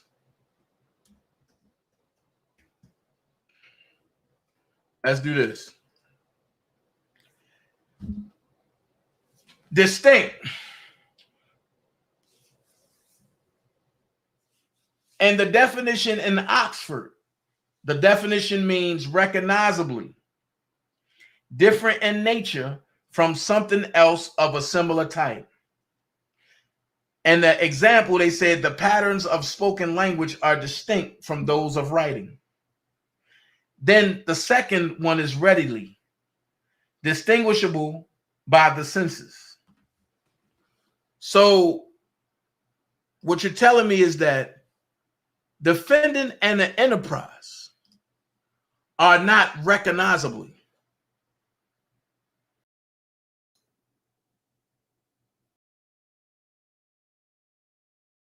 They are not readily. So what you're telling me is that the government seems to suggest that the distinctness requirement is only applicable in RICO cases involving corporate entities, and that because defendant had an inner circle, the distinctness requirement was satisfied. Not so. The RICO states mandates that a person who engaged in a pattern of racketeering activity must be employed by or associated with the enterprise. So now that makes sense. The way they tried to make the RICO stick is when they had Don Russell come out here and say, oh yeah, I was the manager. And then he changed it when the heat got hot. Then he said, Rob owed me some favors. So when he came out and said he was the manager, what do managers do? Get paid. So therefore, he was implying that he was employed by Robert, right? Then he changed and said, Rob owed me some favors because I paid for his tours. Well, what does that mean? He's associated with Robert, right? That fulfills the enterprise. So it makes sense why they didn't lock Sylvia up, because they used Sylvia as a parting tool. She used to come on here and say, I got emails from Robert, y'all. I'm doing this for Robert, y'all. I talk with Robert, y'all, which puts her where? In the association with. When she had Dr. Rice on her jump, when Dr. Rice was being investigated, they were associated with, because Dr. Rice was trying to get some money out of Azriel. So it makes sense. When Sylvia got Leavenworth secretary locked up and she didn't face repercussions because she was associated with Robert. So she came out and said, I'm doing this for Robert. If you think I'm lying, anybody that tried to sway a government witness supposed to go to jail. Right? Well, what did she say after her and Demetrius fell out? I'm doing all this for Robert, and I feel so dirty. Why are you doing it for Robert? Either Robert employed you or you're associated with it. But then when I broke down everything, the government said, we can't push it, and we know that they're not going to push it. So let's let it phase out. Because if we push it, they can call that little lazy eye dude down in Atlanta and he'll come and tell it all. And he don't care.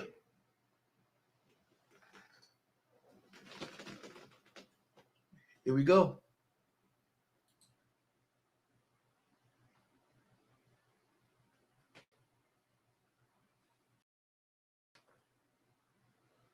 Hold on.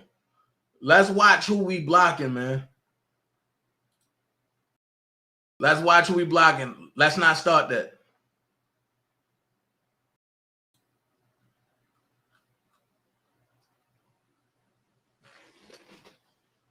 Let's not start that. So it says Satinwood case law, Riverwood case law, Bennett case law, Brandon case law. Then it says an entity. I told y'all about that, right?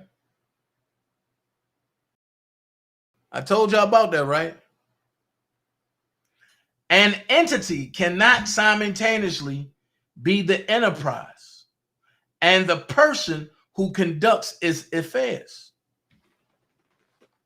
How many times have I been telling y'all about that?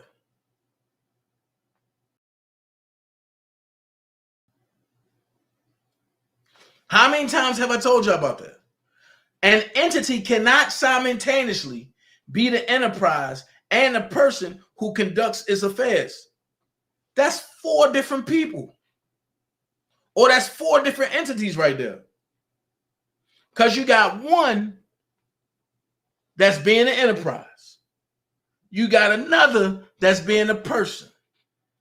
You got another that's being a man or a woman that's conducting his affairs. Then you got another one that's doing whatever.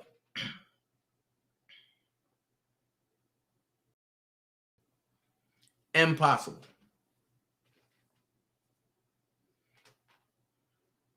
Permitting that would be tantamount to permitting an entity to associate itself. Bennett at Hirsch, case law. McCullough versus Suda, case law.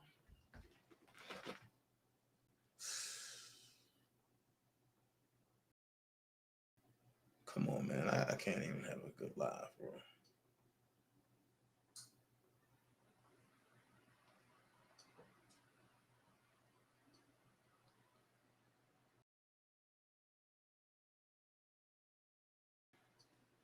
This is what I mean, man. I can't even have a good live, bro, without bull crap going on. Jesus. Listen, y'all, please stop blocking people. If they not being disrespectful, don't block nobody.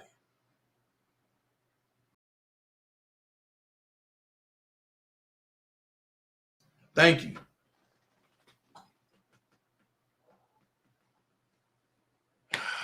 Jesus Christ. I'll deal with that later. In its argument, the government doubles down on its claim that a RICO enterprise exists even when the defendant simply uses the machinery of his organization to enable his sexual misdeeds.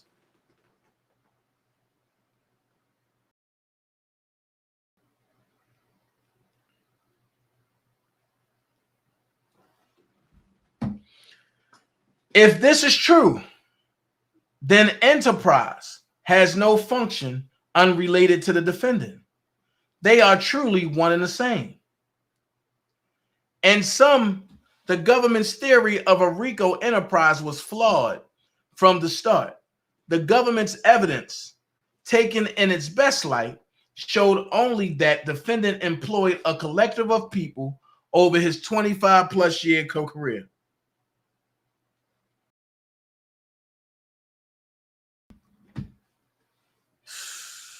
Jesus Christ.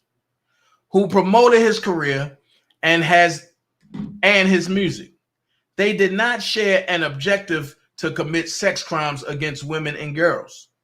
Accordingly, the government failed to prove an enterprise. The defendant's racketeering conviction must be vacated. I will say this, Dream Team, we gonna have a Dream Team meeting tomorrow. We're gonna have a mob meeting tomorrow. I'm not doing this no more. And we're gonna have a Dream Team meeting tomorrow. The government's evidence of intent as to the Mann Act violations related to Jane and Faith were insufficient. The government's evidence of intent as to the Mann Act violations related to Jane and Faith were insufficient.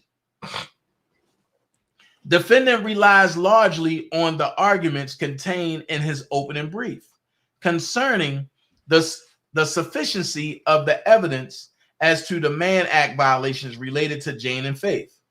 However, it bears repeating that the government cannot and did not prove that defendant's motivating purpose in transporting Jane and Faith to California and New York was to expose them to herpes in violation of state public health laws. The district court got it wrong when it held that the intent element is satisfied by a general intent to engage in legal sex that could be criminally prosecuted for reasons unrelated to the travel.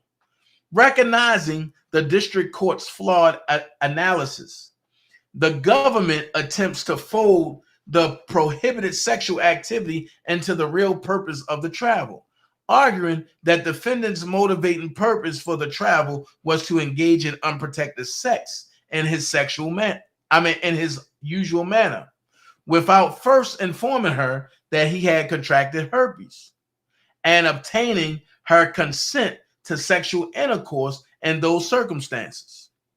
That's what it's saying through the government, page 61. The government's word games does not save their argument. Defendant's intent in arranging travel for Jane and Faith was not to give them herpes or expose them to an STD. It was to engage them in sexual activity and not necessarily sexual intercourse. The only way to expose them to an STD, the exposure to herpes, was merely incidental to the travel. To hold otherwise would mean that even if defendant never went to Faith's hotel room after arranging for her travel there and never had sex with her, he would still be guilty of violating the Mann Act for intending to expose her to a sexually transmitted disease. This absurd result undermines the government contention, which means what? He don't have herpes. Because you see what you're saying? This absurd result undermines the government's contention.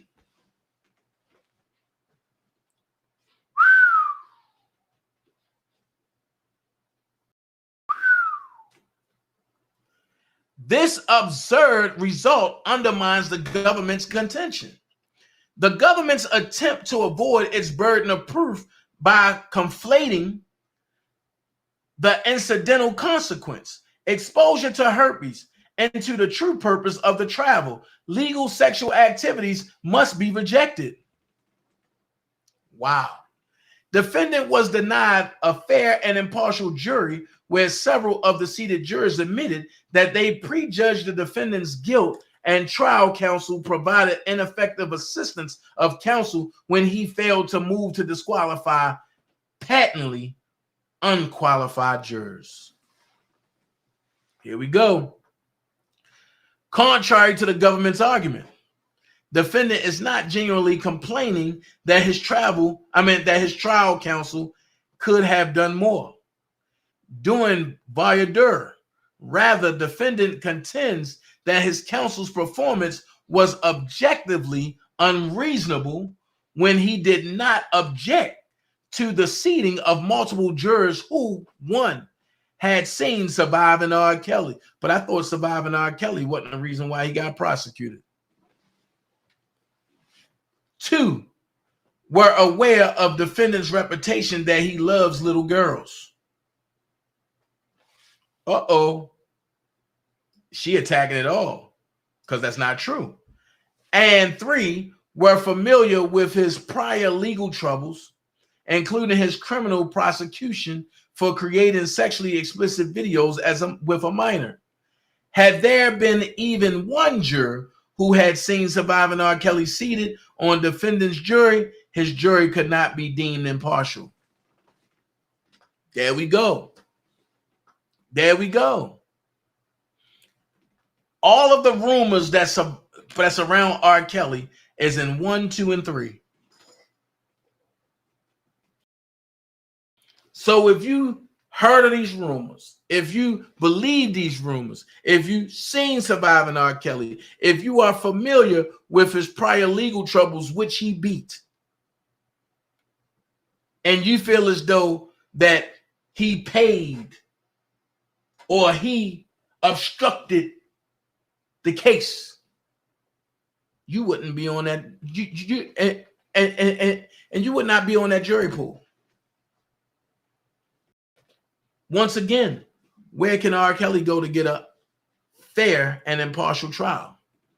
I'll wait. I'll wait. Can somebody tell me where he can go get a fair and impartial trial at?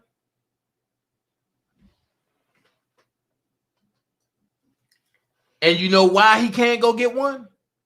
Because surviving R. Kelly destroyed any hope that he could get one. Don't get quiet now. Just say ouch. The government minimizes the extraordinary prejudice that defendant suffered as a result of his counsel's deficient performance. The government argues that defendant cannot demonstrate prejudice because he cannot show that any juror had actual bias. This record demonstrates that before stepping into the courtroom, 2 jurors heard over 360 minutes of victim testimonies, including graphic accounts of urinating on 14-year-olds. If this type of information does not lead to the inference that a person will not and cannot act with impartiality, it is difficult to imagine what would. A whopping 6 jurors were familiar with allegations that defendant had previously sexually abused minors and had faced legal consequences for such conduct.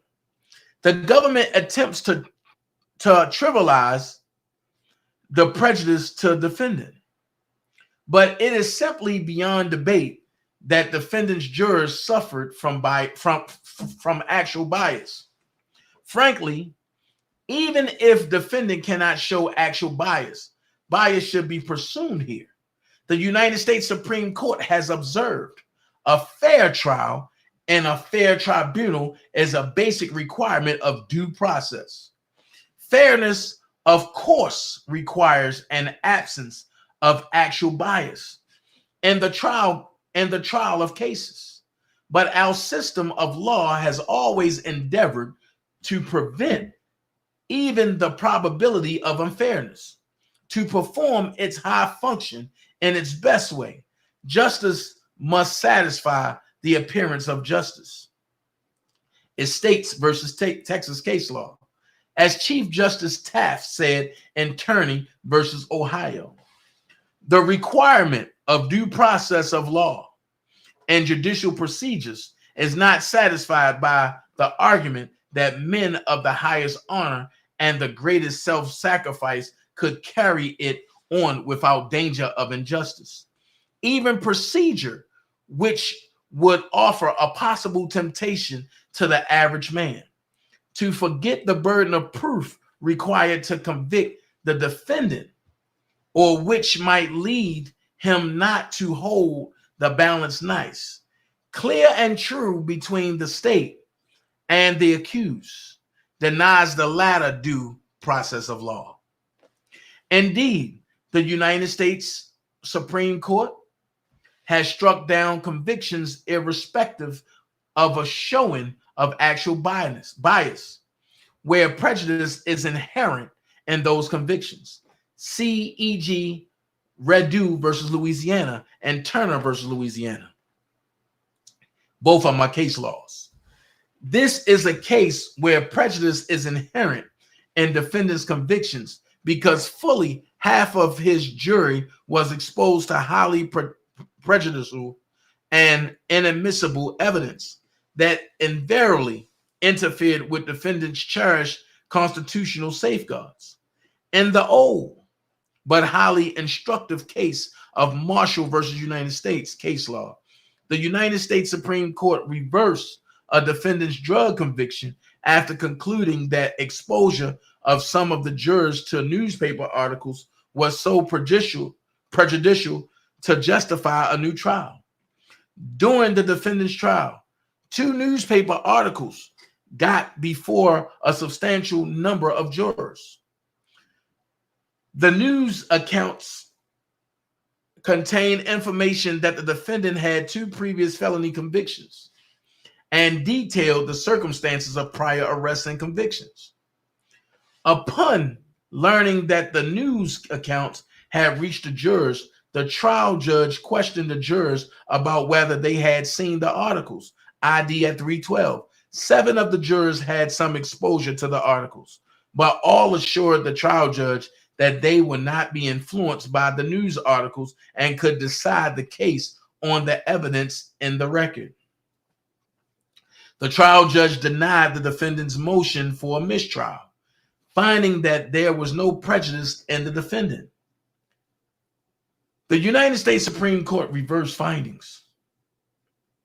We have here the exposure of jurors to information of a character, which the trial judge ruled was so prejudicial, it could not be directly offered as evidence. The prejudice to the defendant is almost certain to be as great when the evidence reaches the jury through news accounts as when it is part of the prosecution's evidence. Stop. Wasn't they supposed to be sequestered? If you sequester the jury, how are they able to see certain things? This just proves that the jury was never sequestered. It was just put as sequestered on paper, but behind the scenes, they were able to do what they wanted to do. That's why you haven't seen none of them juries come forth, because they can't answer the proper questions. It may indeed be greater, for it is then not tampered by protective procedures. Consistent with the teachings of Marshall, defendant is entitled to a new trial. 4 jurors were exposed to information of a character that was so prejudicial that it could not be offered into evidence. Indeed, had trial counsel simply moved to disqualify these jurors, it seems likely that those motions for cause would have been allowed. Prejudice to the defendant must be presumed given the inflammatory nature of the information that no average human could put aside. Defendant's convictions must be vacated and a new trial ordered. For the remainder of defendant's arguments, he relies on his opening brief. Respectfully submitted, the great one herself, Miss Jennifer Bonjean. So it's 11 o'clock. I'm going to open up the phone lines. I want to know what y'all think.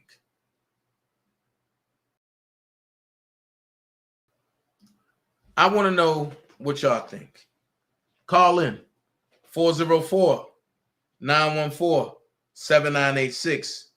Dana J want to hear from you. What do y'all think about the motion? What y'all think? And we're going to get it going as I read y'all messages.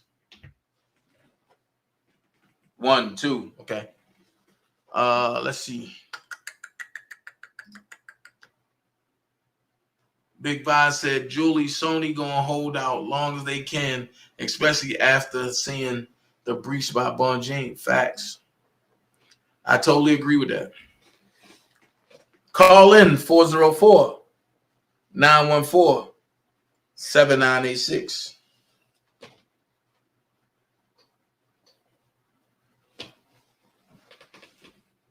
Y'all know how we do over here. I'm not going to wait long. Hopefully the appellate court don't grant the government not one dime of his hard-earned dollars. Well, it's too late for the only thing the appellate court can do is stop it, because Ann Donnelly made sure that she pursuing that. Thank you so much, Miss Julie Parker.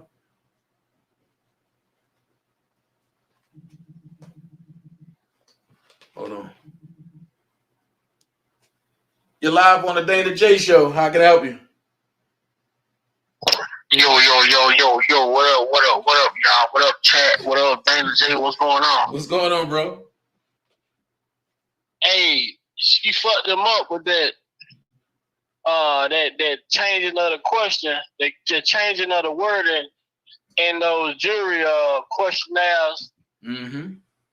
That and or you know how you explained it good. Mm-hmm. And to let people understand, when they change it to or, we have to take into consideration that the tape that McDavid and Brentley was speaking on had Robert on there that they got, that the government had, but the women on the tape were all adults. Facts. So that's not fair to saying he was on a child pornography tape that they threw in there just to say we need to find him on one of the tapes, knowing that he was on one of the tapes, but on that one tape he was on, there were adult consent women. Facts. But they charge him as if it was minors. CP. You see what I'm saying? The game, the manipulation that they play with these people. Hold on for a second, Bob. Hold on for a second, Bob. One call at a time. One caller at a time. Go ahead, Bob. Yeah, they play manipulation with them tapes, man, and I missed a little bit of it when you were reading. I came back in towards the end, and like I say, the sequestered jury, all that shit was just a cover up. You know, these people, they selected people that they knew could do the job, and we seen that in Chicago. Right. That one juror in Chicago wasn't willing to throw a man away when she saw what was going on. Mm-hmm. That's why she waited to the fourth quarter and say, you know, she couldn't. Wow. So then they switched the juries out. All of a sudden, how can this man, even if he was a reserve, how could he come and sit on the bench and give a verdict or give an opinion, you know, and say that the man was guilty, you know, when you've been out of this case all the way up until 30 minutes of the last day. Mm-hmm. Facts. One caller at a time.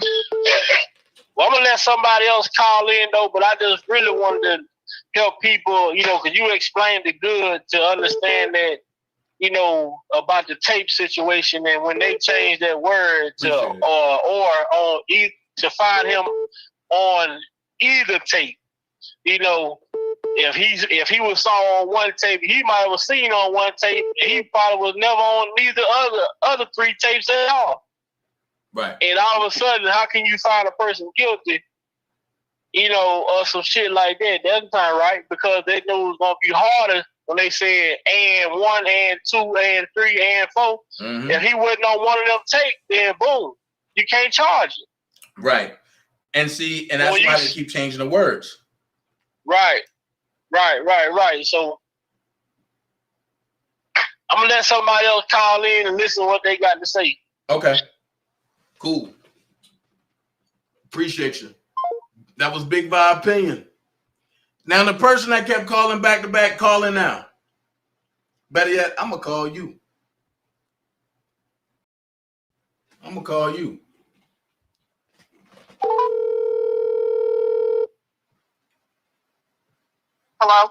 Hello? Who is this? Is this daintezjackson? Of course. Hey, how you doing, babe? I'm good. Who is this? My name is Pauline, but not that Pauline. But I'm about to say, oh, hell no. Hey, I was just listening to your live. Mm-hmm. My question is, all of this stuff that's going on with R. Kelly and this RICO, okay, and they saying that the RICO basically is like an entity, right? It's a whole bunch of people doing it. So wouldn't Surviving R. Kelly and Azriel and all of them, wouldn't that be considered a RICO? That would be considered an enterprise. And you can definitely put them in a RICO. That's what I was saying. That's considered an enterprise. Along with Gloria Allred, there go my lawsuit. Along with her, along with Ann Donnelly, along with all of them. That's a RICO right there. That's a criminal enterprise. And that judge too, right? Right. Yeah. Yeah, I was just sitting there, I was like, wait a minute, all of this shit going on, and how come... matter of fact, along with Oak Cove. And along with Oak Cove, because they aided and abetted. Yeah. And Azriel parents and all of that. Everybody that aided and abetted to the persecution of this man, if everything is returned, they can turn around and charge them with RICO. Well, I pray that they do. I really do. And hey, thank you. I've been listening to you. Appreciate it. I've been listening to you. Like I say, I'm not going to bring you nothing but the truth. And it's like, and a lot of stuff I'm going to bring from my point of view that I see. And if I'm wrong, I want somebody to tell me I'm wrong. Right. I understand that. I do understand that. But that was my question. I just, you know, I was blowing up your phone when you first gave the number. usually, you know, when you want to say something to somebody, because I don't have a computer, you know, most of the time I be at work. So I can't be on the computer. So I had to run and get in the bathroom, you know, to make this phone call because I just wanted to know, you know. Yeah, because Bob beat you to the punch. When I said Big Bob beat you to the punch, Bob was there waiting like, I'm going to call it. Right, but a lot of people don't put their number up where you can call in. You know what I'm saying? Right. So that was cool that you did that. You know, and most people should put their number up where you can call in. You know, but yeah, I listened to him too. But a lot of people don't respect other people's opinions. Right. And then I'm going to be honest, by me being a content creator, sometimes it escaped my mind. You know what? So, Oko, Infamous Sylvia had a thing on her channel. It was a while back ago where he was going in about R. Kelly and about the parents and everybody, you know, and how he was supposed to. If I'm correct, no, that's grown little boy. I think that's what I don't have time for that. I don't have time for foolishness. And when y'all better quit playing with me. It wasn't there no more. She wouldn't play it again. It was something that he did, and I guess he came to his senses and said, "No, this stuff ain't right," because ain't he the one that says we got we set everything up, we got the tapes and all of that stuff. Mm-hmm. Yeah, and I don't know what happened to that video. I guess they took it down. And we got the friends, we got the bus drivers, we got them to lie. Yeah, right. Because he did something where he was like, okay, all of these people was basically they was lying. You know what I'm saying? They were lying, and he wanted to come out and say that he knew that they were lying and. I guess he was with Ocove, and I think he was leaving them and coming on like with the fat dude Amos. Yeah. So I don't know. I'm just, you know, keeping Kelly prayed up. That's all I can do. You know, but from the looks of it, it's like he coming home. I'm gonna be honest. I can't even reply to that because I don't even know what happened. And that whole transition, I didn't even look at that, so I don't know. So if you he was on there, and basically she played the whole thing, and then she says, "I'm not gonna play it no more," and because she didn't want to get her channel striked, you know. But she played it, and he was like, you know, they were lying, and you know, how come this person did this, and you know. He was a part of it. He admitted that he was a part of it. And he said finally he just realized what everybody was doing. You know what I'm saying? But just to set up one man like that, it's horrible. It is horrible. So let me ask this question. Mm-hmm. And you said the Walrus played it on her channel. Who played it? The Walrus. Okay. But they said that she played it on her channel, right? Yeah, she played it on her channel. So here's my question. If you don't like the dude, why would you support the dude and then play his content on your channel like you cool with the dude if you don't like the dude? I don't think that she was supporting him. It was more so of what he was saying that she played it. You know what I'm saying? Not like, you know, it was really bad what he was saying, you know, about his people, you know, and the stuff that they had him believing in, the stuff that he was doing. So, but she hurried up and took it down. It wasn't like she was supporting him. So was her delivery after hearing what he said, was it anything to nail him to the cross or anything? Basically, yeah, she put him out there. I mean, he put himself out there, really, so he kind of nailed himself to the cross. But she was just playing his content because evidently he did it after after he did it, she caught it, and he took it completely off. He took it off of his channel, but she had already, I guess y'all downloaded or whatever. She had already got the whole thing, and she played it. And when you go to his channel, he never did. You'll never find it again. So he had to take it off. But she got it. All right. She sure do. She has it, and they need to play that one again too. All right, now, are you ready for the powwow question? Yes. If she played his content, right? Right. In opposition of him, right? Mm-hmm. Why was she supporting him when he was in jail? I don't know anything about that. I just basically just got on YouTube and started looking at all this stuff when this stuff with R. Kelly, and I don't know nothing about what happened in the past. Here's what I'm gonna say to you. Here's what I'm gonna say to you, because it's evident that you one of the newbies, but that's coming into the sector, but that's seeing what's going on. Be very careful of who you let in your comfort zone. Because I know that. A lot of these people ain't who they say they are. I used to watch, what's her name, Hollywood Next. No. I used to watch her, and when R. Kelly went to court, and when he went to court, she said, when he got convicted, she said she was reading something, and then she was like, well, maybe he did do it. And for you to say that you're going hard for him like that, then all of a sudden you have that doubt. That made me doubt you. I don't even watch her no more. Well, this is what I'm gonna say. I would have to debunk what you just said, because she was next to me that whole day. We was like next to each other that whole day. No. She was at home. She was on her channel. But she did like you just did. She did one of those. And what she said was, when he, she was reading something, and then she questioned, she's like, well, maybe he is guilty.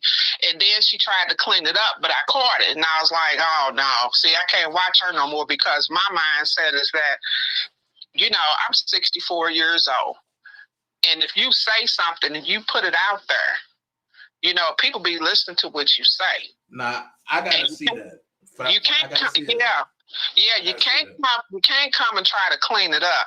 It was when he got convicted, and she was reading, I think she, like, part of a transcript or something she was reading, and then she was like, well, maybe he is guilty. I can't believe he did, do that. You know what I'm saying? I've never but seen all that. of this stuff, all of them need to be locked up. And I hope and I pray that when he get out, he go after every last one of them, including Jay-Z. Okay. I think he had a lot to do with it too. So I don't know. But you be blessed. I'm glad I got on, Okay. But I had the question. I was like, wait a minute. If they saying all of this, then that's a RICO in itself. And I mean, it is what it is. Maybe he'll wake up now. You know what I'm saying? But the whole thing is that you charged him, but you didn't charge nobody else. You didn't charge all these other people that's doing the same thing. Everybody, these celebrities do have a lot of women around them, and they screwing everybody. So why did y'all pick him? And the reason why they picked him is because of his musical talent, and they wanted his masters. That's all to it. I don't understand how what is Sonny holding on to his money for? You know what I'm saying? That's what I don't understand. Just to give it to them? How come you didn't give it to his kids? That's a question I can't answer. How come you didn't get in contact with him and say, hey, you got this money up here? Is it okay if we give, not to the wife, but can we give it to your children? That way they couldn't have came after him for nothing, because he wouldn't have had nothing. That's between him and Sony. I can't answer that. Yeah. I ain't Don Russell. I don't got the portal, so I can't answer that. I don't know about him either. I really don't, because he's just a hot mess. You know, he on the side 1 minute and the next minute he trying to turn against him. I don't know. But for all y'all content creators, I understand it's a money thing and y'all doing what y'all do, but y'all need to come together as a family too and stop hating on one another.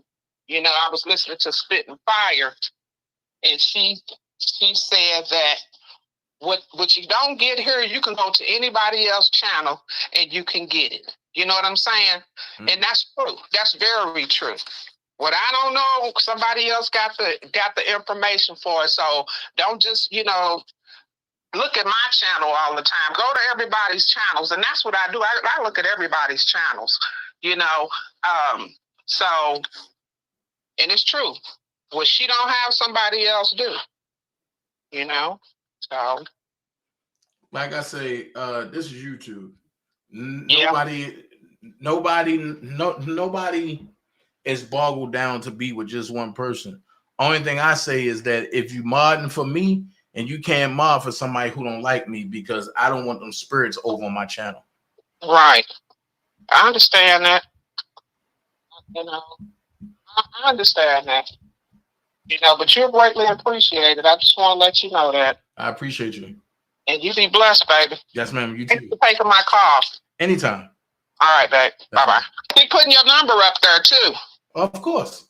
You know, because a lot of times you might have different content and somebody want to say something and can't nobody get a hold to it. Like I said, everybody is not at a computer where they can, you know, because my job, you know, if you get on a computer, I work in the hospital, so, you know, they checking everything. Right. But I have to get off of here. Okay. All right. God bless you back. Right. Bye-bye. Okay. Well, anybody else want to call in? I thank the caller for calling in. Anybody else want to call in? 404-914-7986. I got the number scrolling across the top as well. 404-914-7986. Hold on. You live on the Dana J Show. How can I help you, caller? Bam. Huh? Look, I threw you off. I changed my interest. I didn't know who you were hearing. What the hell going on? Like, look, I ain't with the plan on the phone tonight. Like, look, I said, you want to fight me? That's how I normally come in. I done changed it up. I'm saying free him now. What's right, up, Dream Team? What you think, good, man? What's going on, Skylight?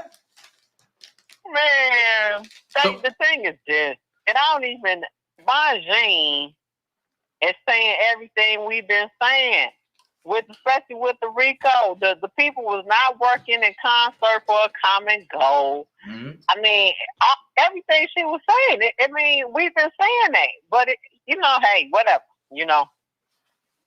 Maybe once she says, you know, people will start listening in. So what you think about the whole motion that she just put in? Or the rebuttal, because it's not a motion. Once it hit appellate court, it's no longer motions. They are rebuttals. Okay, rebuttal. I came in, I believe, like an hour late, but I believe she's attacking what she needs to attack, which is the main thing, is the RICO. Because once we look at that RICO, that's where the majority of the time is coming in. Mm-hmm. And she's challenging the RICO, breaking down the reasons why she's challenging the RICO. And the same thing with the jury. We've been saying that.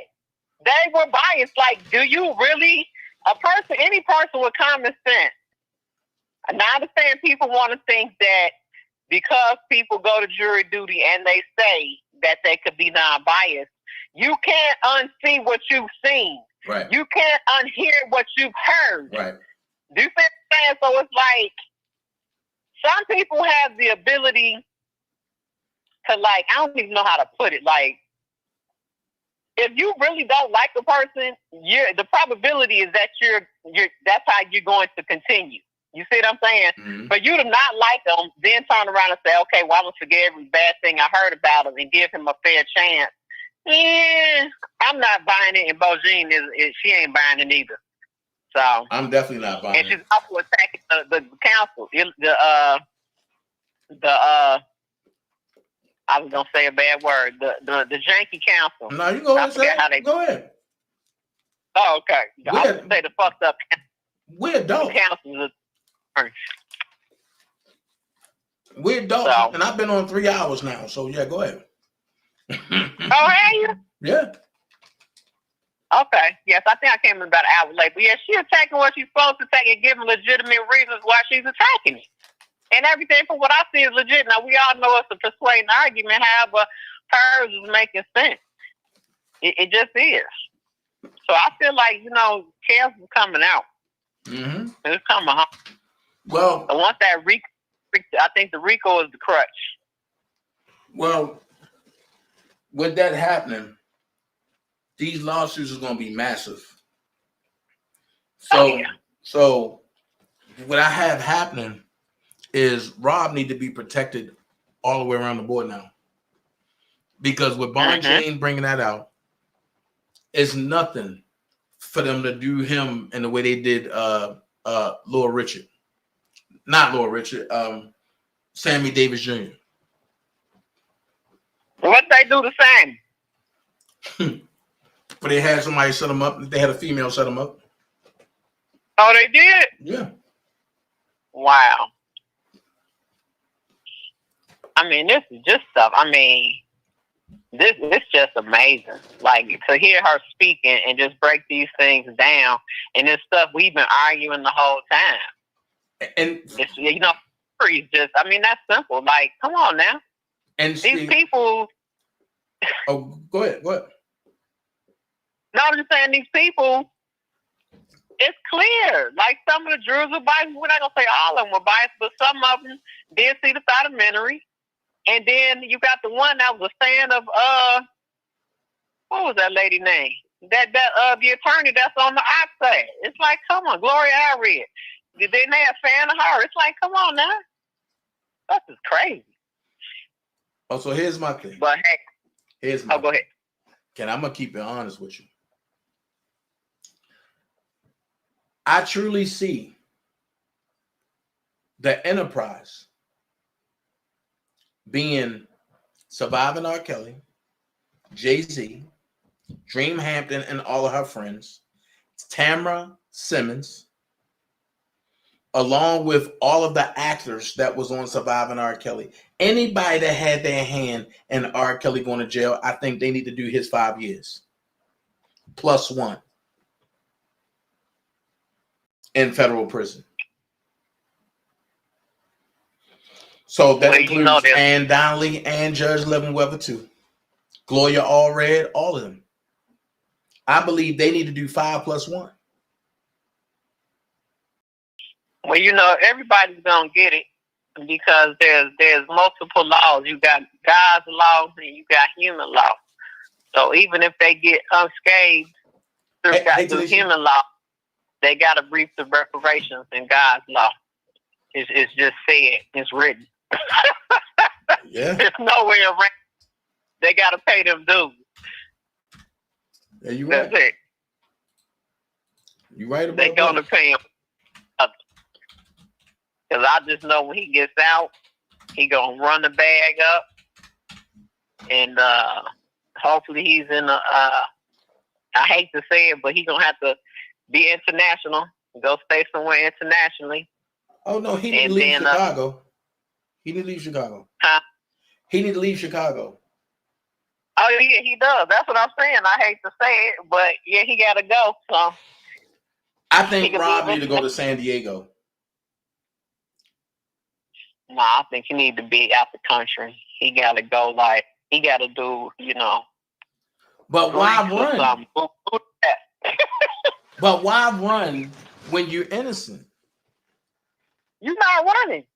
You're just playing the game from a safe point of view. You see what I'm saying? You're not running. So then, if you're saying it that way, that means he got to go to a place where they have a non-extradition clause. If that's what it is, because you already see how they playing the game, right. Okay, and you see how somebody's playing the game, you have to adjust and adapt in order for you to win. And in life, you have to do whatever you have to do to live a path of least resistance. You see what I'm saying? If you know they're coming for you, why would you put yourself in a path of that? You know? You know, it's not and moving is not permanent. He can go somewhere for a couple years, wait to get some things situated, and then, you know what I'm saying, come back and you got multiple homes. Millionaires got homes all over. They don't know when he's where, and you know, that type of thing. So we don't have to look at it like that. You know, I don't trust the government. Me neither. Because word on the curb is, and I found this out today, that is a great possibility that I might get indicted soon. Oh, what? For the Trump situation. Why you gonna get indicted for the Trump situation? What you do? Because what they saying is Fannie Willis is coming after anybody that spoke on the stolen presidential election. So, and you know, I was one of the front runners. So now word on the curb is in 2 weeks, she's going to come after everybody that's on social media. But I welcome. Why can't people speak on it? Huh? Why can't people speak on it? I don't understand. Because that's the way that they're trying to run it. They trying to run it as a democracy. And the United States was never a democracy country. It's a republic. And when people realize that, they'll understand when they keep talking about they destroying our democracy. It was never a democracy. Our forefathers ain't never fight for democracy. They fought for a republic. But why? Well, we just gonna pray against that. Oh, yeah. And she needs to go down because you're gonna try and get some people that talked about what happened. Like anybody that professes an allegiance to Trump and what he stands for, she's trying to lock up. Well, you see that's how they did R. Kelly though. They did Kelly like that. And so see, here's the thing though. I welcome it, Scott, because then that make my lawsuit greater. Oh, absolutely. But yeah, we're gonna pray that is. That is. The lady needs, because I was looking at all the indictments that he got. It don't make sense. Focus on the trial. They got all them witnesses and all that old stuff. You ain't got time to be going after nobody in social media. You better see. The whole thing is Trump is slippery slope. Okay, at its beginning. So while you trying to get distracted with people on social media, you better grasp them, pin them down, and take them out. If that's what your whole goal is. She can't. You can't play around. She can't. You know? Because see, first of all, what she got to realize is he had presidential for the rest of his life. He had presidential rights. And see, and when people don't understand that, it's crazy. But if anybody don't believe me, I can hit her with a Title 51 tort claim if she tried with me. And then I can hit her with a Chapter 7 tort, a false arrest, false imprisonment, and malicious prosecution and abusive litigation. Then I can hit her with a tort claim, Article 3, and malicious prosecution, Georgia 51-7-40, right for action for malicious prosecution. She don't want that problem. Yeah, that's just too much. But I think they really just all this to run again and get reelected. That's what it's for. But for people who don't know, Colton Moore is calling for an emergency session to suspend, disbar, and criminally charge Fannie Willis. Oh, Father Jesus. This is going to get ugly because Governor Kemp don't like Trump. Well, see, that's what I was telling you just a second ago. When you trying to bring down Trump, you better focus on doing that because he got a lot of people that are in allegiance to him. Yeah. And he got a lot of money that's backing him. So while you trying to go around for people with social media, you better focus on the goal at hand. Because here you'll have one day and he'll slip out the next. So she better get with the program. Oh, my bad. Let me go to the chat. I forgot I couldn't see it at first. And let me say hi to the people. DV, wow. Miss Lady T. Let's see, who else in there? Who else in there? Ann Huff. Willie Jones. Angela said, what happened to freedom of speech? Y'all. They don't want you to have that. They don't want you to have freedom of speech. Is what's the word? Oh, it's not dead yet. It's an illusion. They want you to have it when they want you to have it. They want you to speak on what they want you to speak on. Mm-hmm. So just like they're saying, it's real. Every single R. Kelly video, how come they automatically, and even with people not cussing and carrying on, they automatically are putting my lives as what do they call it, Dana, when they it's already like questionable, where they rated with yellow? They shadow banning you. Yeah, they like automatically, like, period. If as soon as I put R. Kelly in the title and start my live, it's automatically going into like they questioning it. Mm-hmm. They all my videos. So that's just how they're gonna do. But that comes with the territory, you know. It is what it is. Yeah, but pay attention to my community wall on Official Dana J Open Talks. I'm gonna keep y'all updated with the Trump situation in Georgia. And it's funny because I went live today, and you know me, I don't have no fear. So I walked in the Lions Den. I went to the homeless people, and I went to like some of the people that's, you know, some of the Caucasian folks, but that's at the courthouse. And I was asking them what they felt about it, man. Man, you got to watch that live video, but that joint is impactful. Okay, I'll watch, because you know they not playing. They love them some Trump now. Yeah, because the Boski daddy was on there talking.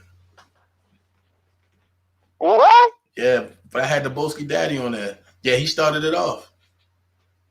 On the video you put up on your community wall? No, but I did it live on my main page, on his page. And the Boski daddy started off, but I went to him first.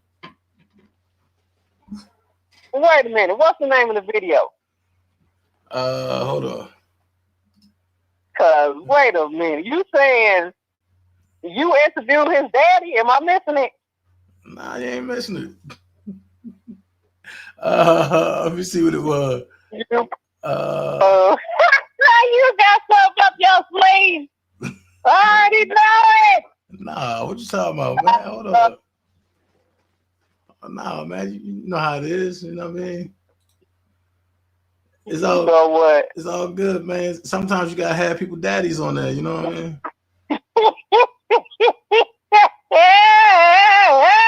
It's called. Hold on, what? It's called Official Dana J. It's going live at the courthouse, y'all. Yeah. Yep. DV said, "Back going live on his birthday, 8/19. What day is 8/19? I'm glad though. Today is what, the 14th? Oh yeah, and don't forget Monday, man. Trump got a massive thing coming on Monday. Don't forget Monday. Don't forget. You said Trump got something on. Yeah, Trump about to unleash some truth. It's about to be ugly. It's about to be ugly. They trying to get me for jury duty. They don't even know. I'm walking in there and be like, 3 kills right now. Oh Lord. They better get me nothing. I'm be like, no, injustice, because they railroaded our kids. They gonna walk me up out of there. I already know they ain't gonna pick me. So. Yeah, man. I mean, everybody be tripping because they be like, Dana, you really, yeah, man, I went and found the Boski Daddy, man. I really got him on there, man. Yeah. You gotta put it up so I can see it. Yeah. I love it.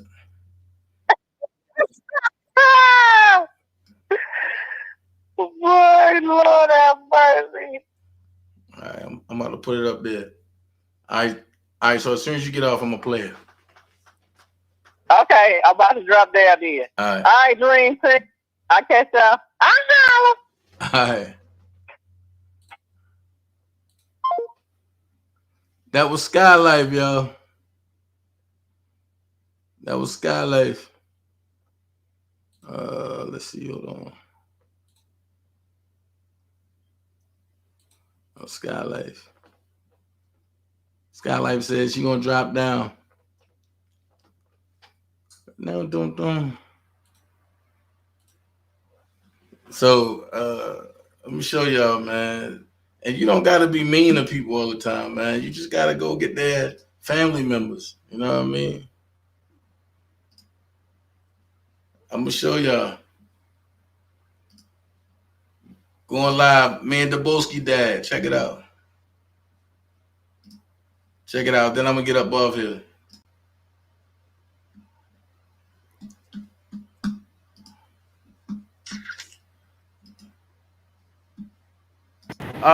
Question. What do you think about all the chaos that Miss Fannie Wells has caused down here in Georgia? That DA house? Yeah. She should be ashamed of herself. Georgia should be ashamed. A good, honest man. Our only politician ever that can't be bought and got to be drugged through the mud like this. So you said that, but it can't be bought. I like that because but I'm MAGA. I'm MAGA. So why I say that? How you doing? That's the only president we've had. The only one.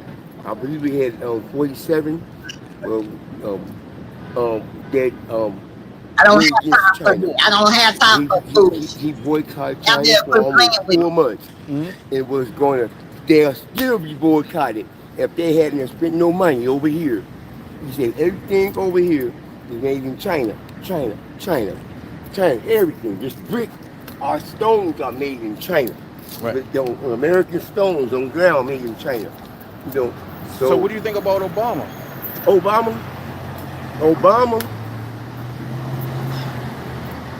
You think he was a good president? No. Or you think he was a sellout? No, I think I wouldn't go as far as saying a sellout. But we wouldn't be having these problems with Iran if it wasn't for Obama. Won't be diplomatic, won't be Harvard polished. Mm-hmm. I still can't understand what the man was talking about. But right now, Iran has kicked America out the country. Nuclear,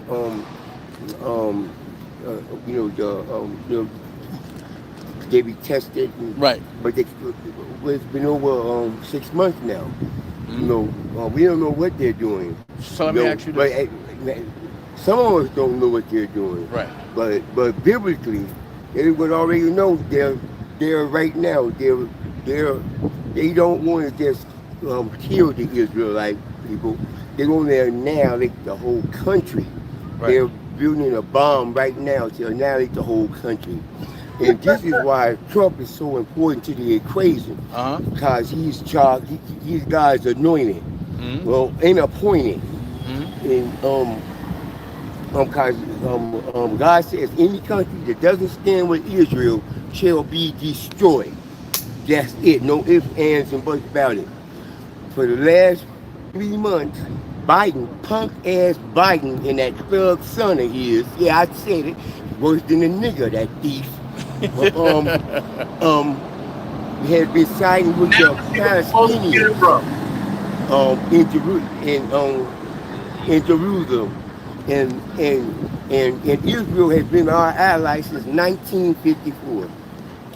Hold on, step this way because I don't want to get into their audio. And he's been siding with the Palestinians for the last 3 months about that land grab. Hey, can I get 10 more likes, though? The land was already can I get 10 more likes? To the chosen people. Right, the chosen people, and when they left, when they ran out of Germany, well, since they've been our allies. Okay. So let me ask you this. Can I need your honest opinion?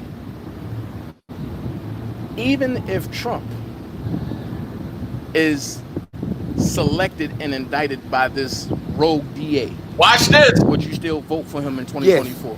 Yes.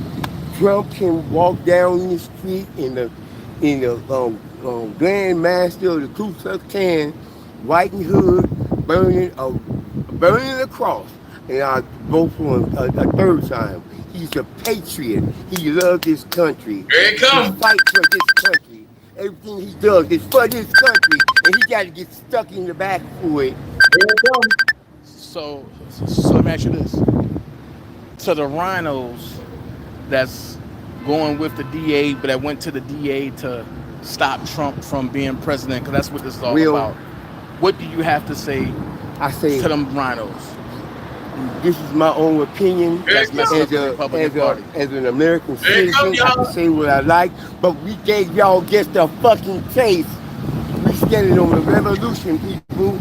You put him in jail if you want to, bitch. And what's your name again? Sylvester Williams. Whoa. Compassionate. That'd be the biggest mistake you've made. This has been the biggest mistake the country made since their last revolution. Compassionate, heartfelt, patriot. Whoa. Whew. So, whew.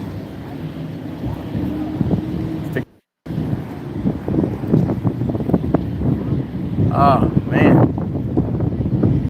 Street in the Grand Master of the Ku Klux Klan, white and hood, burning the cross, and I vote for him a third time. He's a patriot. He loves this country. He fights for this country. Everything he does is for this country, and he got to get stuck in the back for it. So let me ask you this. To the rhinos that's going with the DA, but that went to the DA to stop Trump from being president, because that's what this is all about. What do you have to say to them rhinos? This is my own opinion. That's messing up the Republican Party. As an American citizen, I can say what I like, but we gave y'all just a fucking taste. We standing on the revolution, people. You put him in jail if you want to, bitch. And what's your name again? Sylvester Williams. Whoa. Compassionate. That'd be the biggest mistake you've made. This has been the biggest mistake the country made since their last revolution. Compassionate, heartfelt, patriot. Whoa. Whew. So, whew.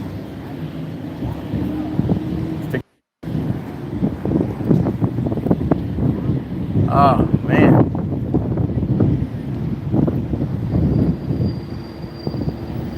If y'all didn't see that live, if y'all didn't see that live earlier, man, go watch that joint. It's very informative. Dude said, put him in jail, motherfucker. Oh my God, man. Listen, Linda.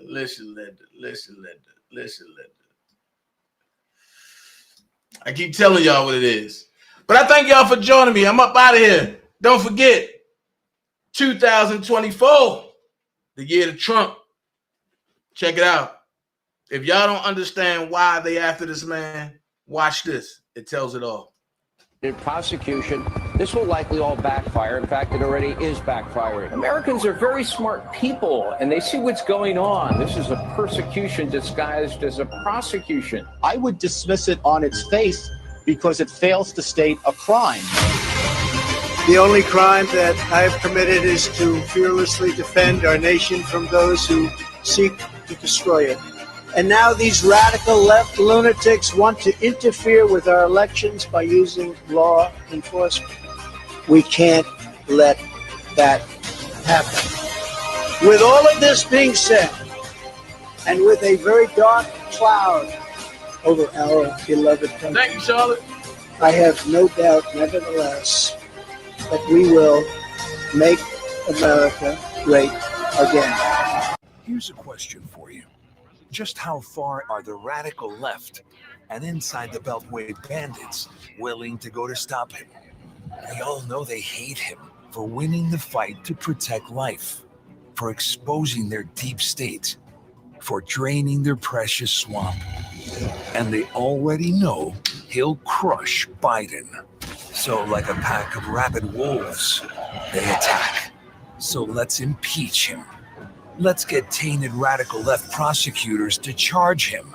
Let's conspire with Hillary and the FBI with fake stories about him.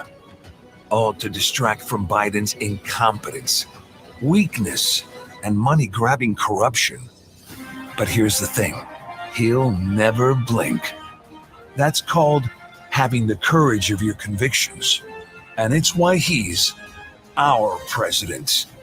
I'm Donald J. Trump, and I approve this message. Former President Donald Trump has been indicted.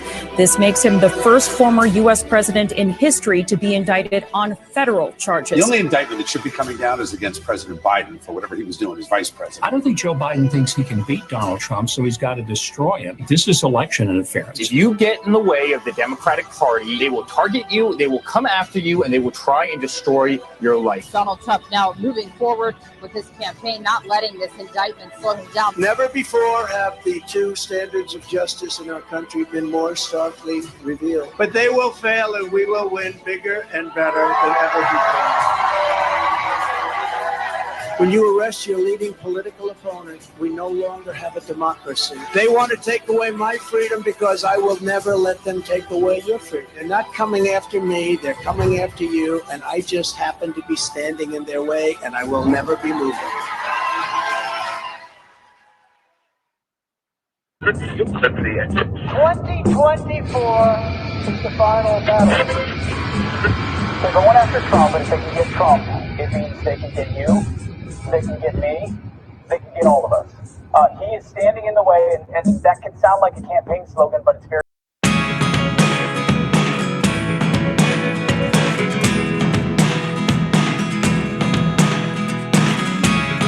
Never really know what's going on. Look at me sometimes like all you want to do is run. Hear me out, hear me out.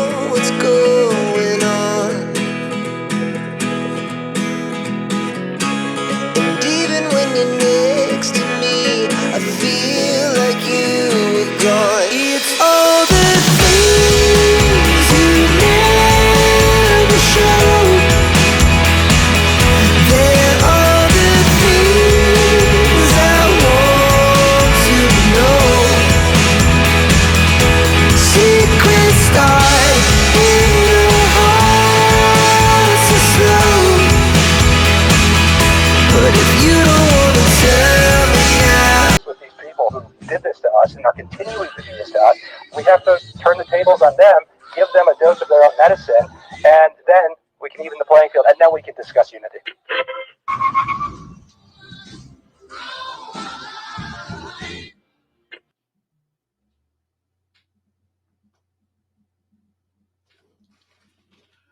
All right, good night, y'all.